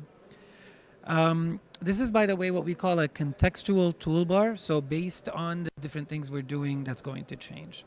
On the right, we've got the main toolbar where we can create features. We can see things about the attributes. We can move, change the vertices, split our shapes, reshape them, merge different geometries, and of course we're able to delete. Right. On the right hand side, we've got the general toolbar. This has copy paste functionality and the snapping widget as well, right? So again, this is the same one the map viewer uses, and you can snap from there. And of course, searching. On the left-hand sidebar, this is the primary toolbar. So it shares a lot in common with a lot of the apps within the Esri ecosystem. Also, again, the map viewer. It's a little different because not all of the capabilities that are available to the map viewer are available to, or applicable actually, to the editor at all. So, you know, things like changing the layers or changing the base map, of course, that's available. You've got your selection pane so that you could see what's selected. We're going to pop into that. And then, of course, some settings that you can adjust. One item that I want to highlight, and I won't go into a ton of detail here, is access to shortcuts. So this is very useful, especially when it comes to editing. Knowing these shortcuts can really save you a ton of time, right? We tried to keep the list of shortcuts here consistent with editing in Pro and in typical editing scenarios. But since we are running in a browser, we are going to run into some conflicts where, you know, Control-T, for example, already opens a new tab, right? So that's not something that is going to be available. It's going to also automatically adjust to reflect your operating system. So if this demo was running on an Apple computer, so it's showing Command, but in Windows, of course, it'll be showing things like Control, right? And here's that Create app that I mentioned before also. It was on the left. Omran's going to be showing us a little bit about that later, right? So let's dig into some of the editing tasks and take a look at what we can do. So let's perform some different selections here, right? The first thing I'm going to do is I'm going to go ahead and select some features. And when I select this particular park, you'll notice that several of the contextual toolbars at the top changed, right? So I've got access to additional tools here. Got access to telling me how many features I have selected. And I can also clear that selection. So I can go ahead and select that again. And then I see that I also have different tools that come up, like the ability to reshape, or if I have more than one selected, I can also merge them as well, right? So that's the tools themselves are very dynamic and they respond to what's being selected. Okay. I can also, hang on a second here. Yep. Open up my selection pane. And this is where I can work with my selected set of features. So as I'm highlighting over these, you see what we've done is we've tried to make it easier for you to view between the selection on the left in the pane and what's actually available on the right, right? Now, this isn't a great example with only 2 features selected, but if you have tens, dozens, hundreds of features selected, then it makes sense that, you know, when you hover over one, we use that those capabilities out of the Maps SDK for JavaScript to kind of just highlight and show you exactly what you're looking at as well, right? Hopefully, you've also noticed that right next to the selection items in the pane on the left, you see that there's a little SVG there, right? The green SVG there. That's actually not just any random icon. That is the exact shape of the polygon as it is displayed on the map itself, right? Doesn't work so great for the points, right? Because they're all points. For lines, it's a bit helpful, but for polygons is where it really, really shines because you can just kind of have this one-to-one understanding between both. One other thing I'd like to highlight is the selection dialog. We have the ability to pull together select by attribute. So not only are you able to select features on the map by interacting and clicking on them, but you can also, similar to defining filters within your map viewer, put very specific queries. And that kind of makes sense because sometimes, you know, you're working with a group of people that doesn't want to go ahead and select every individual feature or things that are within a specific area, but rather, you know, all of the fire hydrants that haven't been serviced since 2017, right? Something like that. So let's go ahead and start doing some actual editing right here, right? So I've got a collection of different layers in this map, outdoor rinks and recreation facilities and blue dots. So I've got this park that I mentioned and a couple of other layers that I'm going to highlight throughout the demo. So I'm going to head in here and create a rinks feature. So when I did that, I opened up the Create Features dialog, and on the right-hand side, you're seeing the list of feature templates that are available for me to use in this map. So let's dig in and start creating some different features here. I'm going to create a new rink, and I'll go ahead and create that here. Now, when I do that, you'll see that I've created a form, and I've configured this form for this particular layer. And I've added just a bunch of logic that I want to walk through and explain things. Take a look at the top over here. Now that's a text element that is providing a description to the users, because we understand that your forms aren't just about inputting data, but sometimes you want to provide guidance and hints and maybe even link out to any particular documentation to your users so that they can fill out those forms and know exactly what needs to be done, right? So this is that text element that allows you to do that, provide all of that introductory text, and also be able to link out to any additional contextual information for that as well, right? So yeah, that's helpful, right? So let's go ahead and enter a new name for that rink, and going to highlight a couple different pieces of information. So we've got this parks layer, so I'm pulling in the park ID of the one that falls within that rink that I just added, right? So that's coming in automatically. We also have the date modified that's in here. And you'll see that I'm also performing a spatial query and finding the nearest feature in a particular layer and populating that here. So where I placed this rink feature, I was performing a buffer to go and find the closest recreation center, those blue pins, and grab the name from that recreation center and write it into the park. So for those of you familiar with Web App Builder and the Smart Editor widget that used to exist, there used to be very similar functionality built into that. And it was a great widget, right? But it was absolutely locked to Web App Builder, as useful as it was. So now we're doing the same things, but with those web forms that can then live across, a whole host of different applications like the web editor and the map viewer and experience builder, of course, and all of that. So these same expressions that I've run here can fire when I use this form in any single one of them. And that's also going to work and be applicable, right? So a great example, again, of, those forms in action.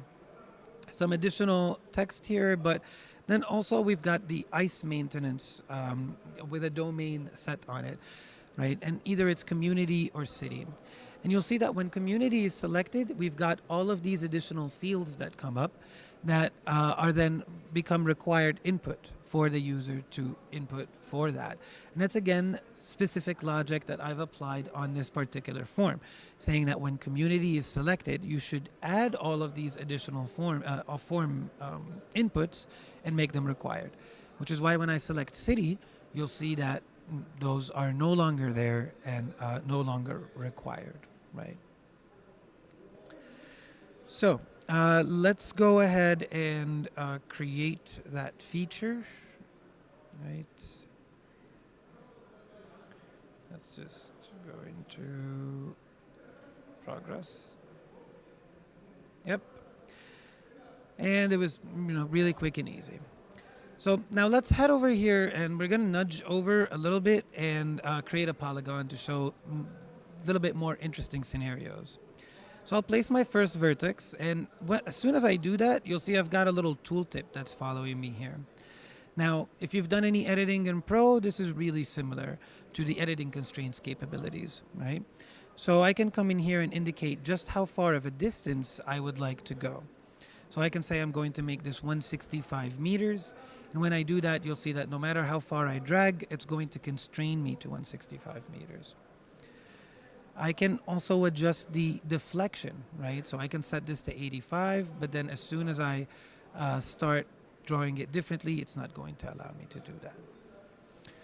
You also see several different things that we've had in the Maps SDK for JavaScript for a while, and now we're also using them here. Now this is both the geometry guides and the feature-to-feature snapping that I've enabled. So over here, I'm taking a look at the geometry guide, which is showing me that 90-degree angle that is being created as well. It also gives me other capabilities that I can see, like certain lines being parallel to each other. And as I move around, it's showing me which lines are actually parallel to each other. It's highlighting those, right? So if you haven't taken a look at geometry guides, they're really, really powerful, and they work with the snapping widget as well and can be very powerful for you to use. So I've created this polygon, and now I've got another form to fill out. So I can, go ahead and simply give this a new name. Let's call it New Park for UC. I could give it an address if I like, but I'm also pulling in different information to populate it. So I've got an expression that's assigning a unique value for park ID. How am I doing that? Well, all I'm doing really is that I'm querying the park layer, right? Finding the maximum object ID in it, or maximum feature ID in it, incrementing it by 1, and now I know that that's going to be the unique ID for that, right? And this is what I'm using those hidden layers for that I was talking about earlier, right? So now that I've got this layer over there, I'll just go through a couple other functional kind of capabilities that we've added. I mentioned having the split capability, so we can split this polygon over here by line, right? Makes a lot of sense, right? Split the polygon by line. But another new capability is to be able to split by polygon. So if you're working with multi-part polygons, let's say that you've got a field, for example, that is split over 2 different areas, 2 different fields, or things that are buildings that are housed within each other with a courtyard, for example, in the middle. Well, now you've got the capability to split by polygon so that you can go and specifically highlight which polygon you would like to split out and be able to control that completely. Heading back to the top, you'll see we've also got reshape. So I could go in here and choose to reshape this particular park, zoom in, and you can see that there's a couple of different things that we're highlighting for you. So again, a very good example of working with the JavaScript team to pull in all of these different highlighting capabilities, right? So you'll see all of these little visual cues about where the lines are intersecting, about where the lines themselves are parallel, and where they intersect with the existing polygon, right? So again, that is very possible with the web editor, and those capabilities are also in the map viewer. And we could have reshaped this by moving each individual vertex, but just adding to it was made more sense. The last tool I'm going to show you is Merge. So Merge is a really good example of something that we're also doing with the map viewer.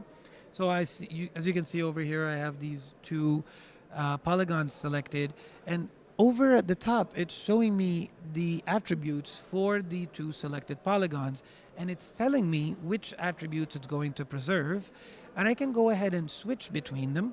But also you'll see that the form itself fully exists, so in case I want to preserve some of the attributes and then modify some others for that newly merged polygon, I can do that, right?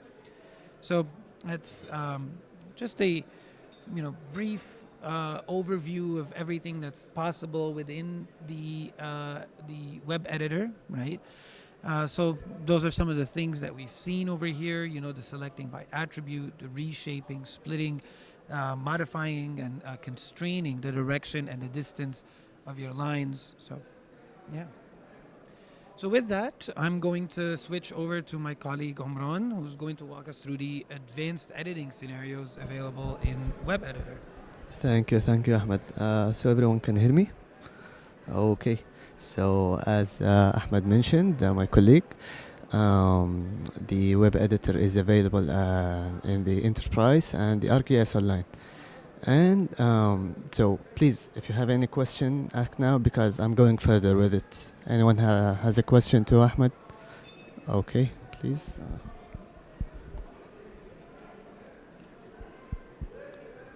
Yes. Yeah, thank you. I'd like to ask about the utility network. If it's embedded within ArcGIS web editor. Utility network is actually an upcoming demo that Omran is going to do. So, Okay. yep. Yeah. But So- hey, I mean, you're staying ahead of the curve. So yeah, we're going further with the utility network. So anyone has another question? Okay, so my colleague Ahmed here showed us the interface of the web editor. So now I'm going further with the demos. So we have 3 demos here. The first one will be about feature creation capabilities, and the other two demos will be the instant apps with the web editor, and in advanced editings with the web editor. So with that, we're starting with the feature creation capabilities. So utility network supported web editor with the enterprise 11.3. So but in the video we are talking about enterprise 11.5. So we're talking about version management, pop-ups, configuration associations, forms, transformers, disconnecting different faces, batch edit attributes. So if you came to the previous day and the plenary day, I was talking about the batch attribute and how to edit multiple features at once. So and the other thing, we'll talk further with the rubber banding and how to move features along with the utility network. So here we have the feature creation capabilities. So here he's creating features with the buffer. So that's kind of interesting, all right? So this is the first capability. On the right is the attributes, the fields. You can switch between them, you can change them. As you see, he created 2 features, one for the point and the other one for the buffer. So the other capability in creating features is creating points along the line. So here he created the fence and the posts along the line of the fence. So this is the other capability of feature creation. So as you see, he created 56 feature and 1 line. So this is kind of useful. You can create a sidewalk with the light posts. So he's repeating the demo. So yeah, 2 things in the feature creation. Buffer is created with the point, and while creating the line feature, posts are created with it. So we'll now go further in the advanced editing in the utility network. So as I mentioned, utility network has supported the web editor in the 11.3, but now we are going with the 11.5 enterprise. So here in the demo, we have the electric network. So on the top left, there is the default. So he's going into versioning. You know, in the utility network, multiple people can work on one feature. So he is selecting now the versioning. He will show us the after selecting the pop-ups. So in the pop-up here, it has 2 phases. So phase B and phase C. So what he's going to do with it. Okay, let's skip this part. Yeah, 2 phases. Now he is only showing us the attribute to make one of them out of service. So here in the phase B, it's in service already, but he's changing it to out of service. So after changing it, it will save the editing, then it will validate it. So now he will be using the trace so that it proves that the phase B does not work and it's out of service. So he will run it, then validate it. Yes, selecting the phase C, run, yeah. So here in the trace section, he's showing us that phase B is out of service with the trace tool. So in the other phase, it's phase C, he showed us that the electricity can go through and keep and it's in service.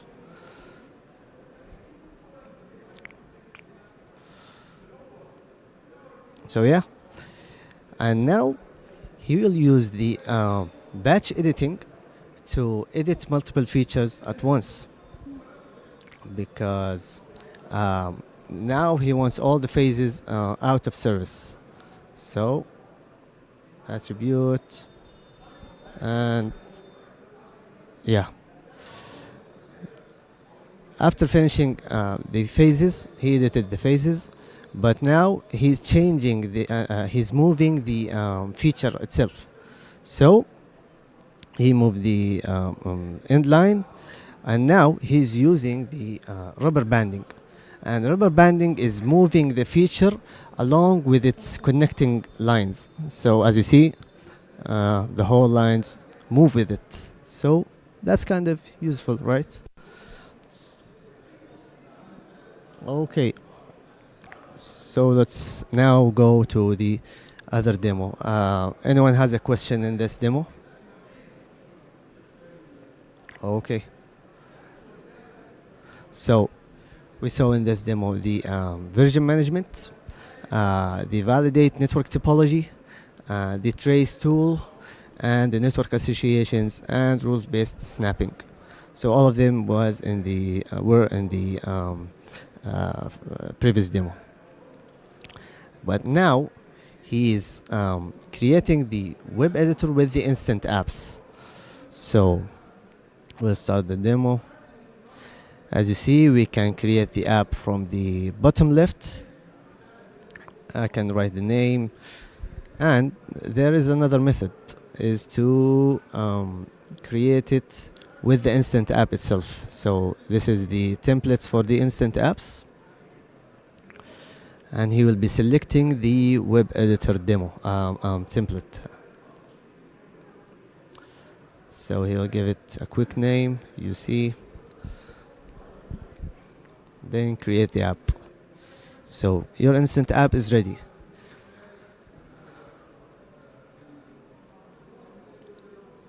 So as you see, on the top left, there's the express mode. So what is the express mode is to make our work easier. So instead of creating each step without helping, or how can I see it, one by one, you will go with the advanced editing. So this is the express mode. As you can see, there is step 1 map, step 2. Okay, now he's selecting the map that was in the web editor and add it to the instant app. Okay, and that's it. All the tools and functions are available in the instant app.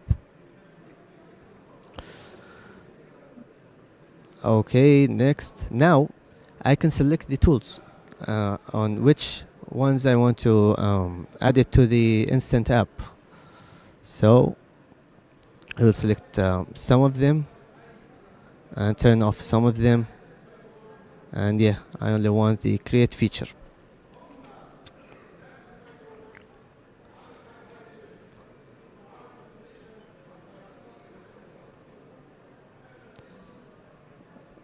I think it's taking a lot of time.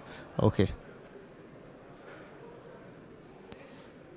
So now he did turned off the express mode, and as you can see, the advanced editing is now showed on the screen. So I can select the editing and the selection, and I can select the selectable layers to me, so that I can make the end user select only the layers I want him to select, or I can allow the user to change the settings himself. So instead of me creating the selectable layers, he will do that.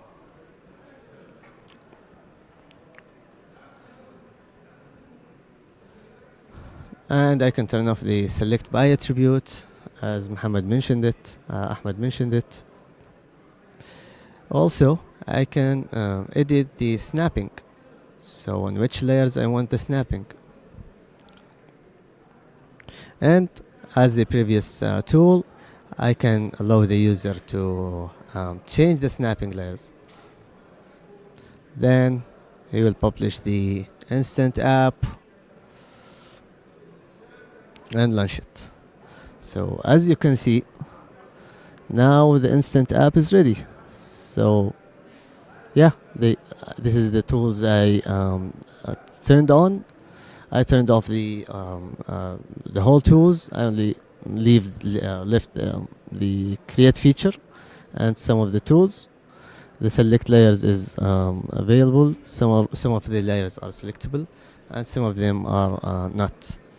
And when I create the feature, some of them will be available to snap, and some of them are not. So now let's get back to Ahmed to continue to SDK for JavaScript. Alrighty, thank you, Amran. So, oh yes, that was just a recap of your demo.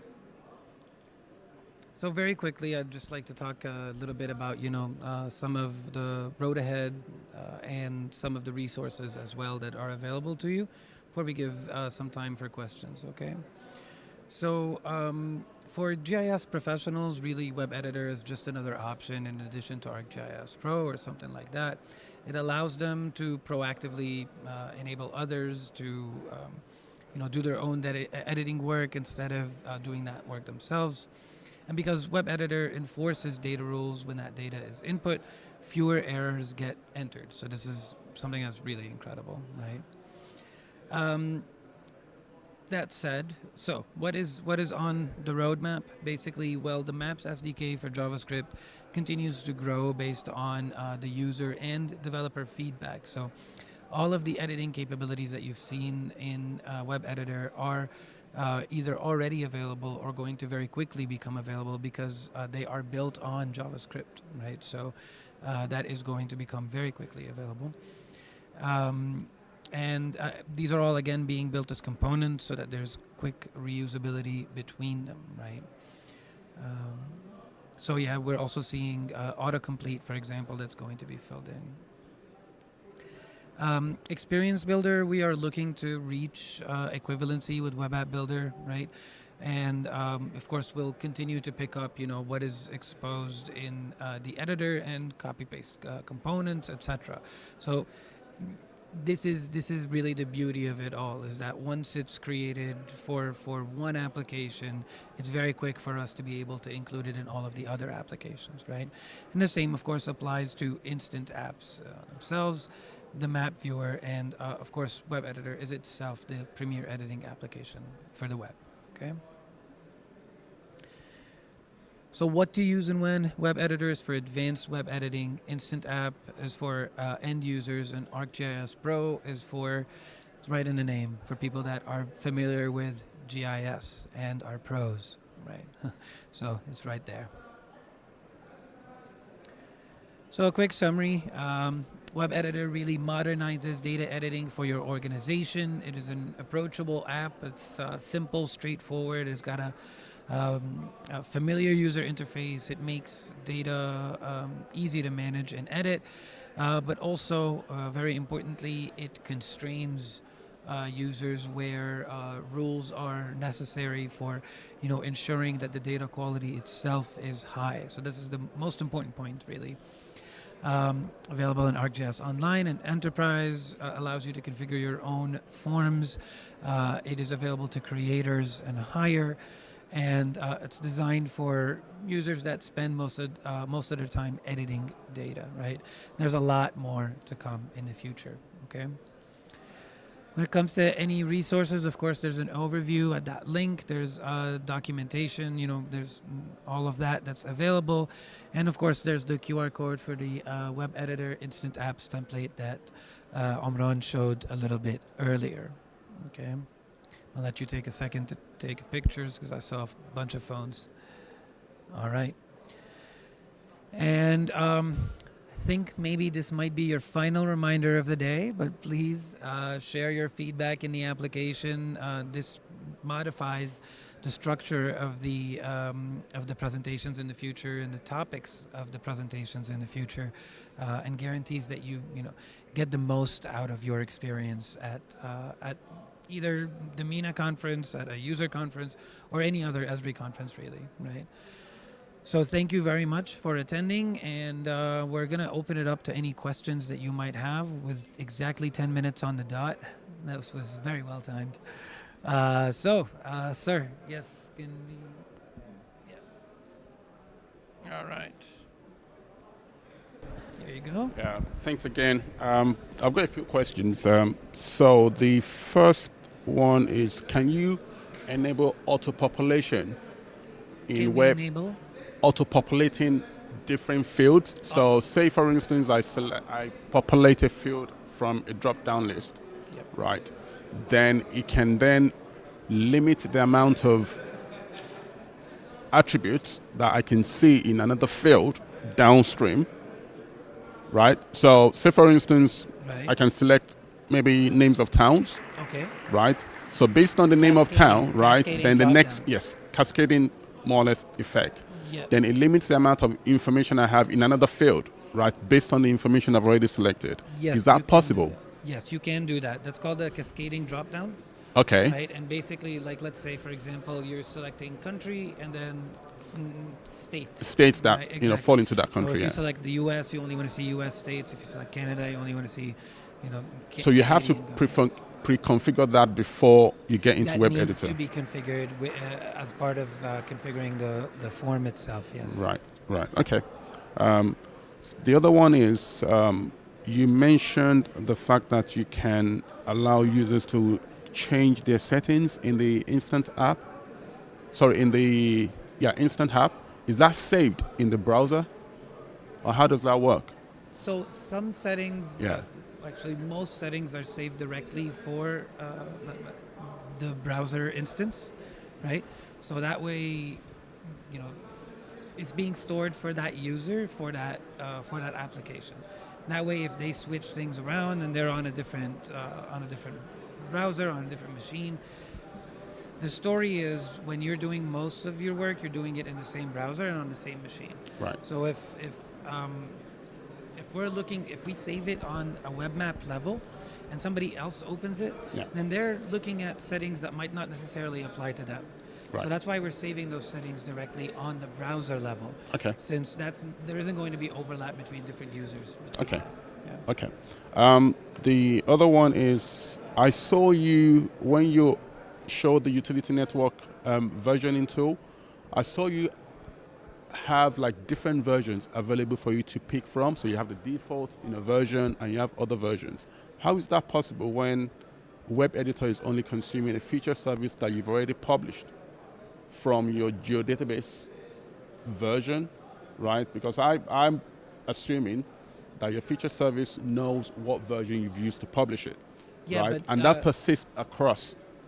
This is a versioned feature service. So this is a feature service that has versioning applied to it already. But there's only one version you can apply at the point of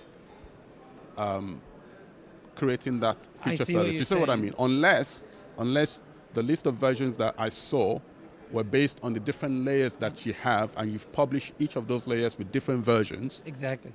Maybe that's what's going on there. Yeah. Okay. That's okay. what's Yes, the last one. Are you able to use any extensions within the web editor? How do you mean extensions? Spatial analyst extensions, things like that. No. So right now, that's not an existing capability. I have heard that it might be something that could come in the future, but for now, there isn't any like solid proof that anything's being done on it right now. Excellent. Thank you very much. Yeah, please. First of all, thank you for the presentation. And I have a quick question. Sorry, I don't have earbuds, so you're gonna have to speak just loud enough for me to hear you. Okay. My question is, am I right that partially this web editor functionality will be implemented in Experience Builder or not? Is what going to be experiencing? Web editor functionality. Yep. As a widget, so somehow it will be implemented in Experience Builder. Oh, absolutely. Yeah. Experience Builder is kind of our main powerhouse for building applications, and so whenever any of the other teams comes up with a really cool idea, it's gonna come to Experience Builder because we want to make that available. Okay, it means we can create a big application with editing functionality. And the editor widget, sorry to interrupt you. Yeah. And the editor widget in Experience Builder already has a lot of these functionalities. Okay. Yeah, I get it. Thank you. I'm sorry you interrupted. You were saying? No, thank you. Oh, I answered. Okay. This is my question. You answered. Yeah. Thank you. Do we have any other questions? All right, well then, have a great day, and I hope you had a great conference overall, and I'm doing the same thing I did in the morning, talking into 2 mics.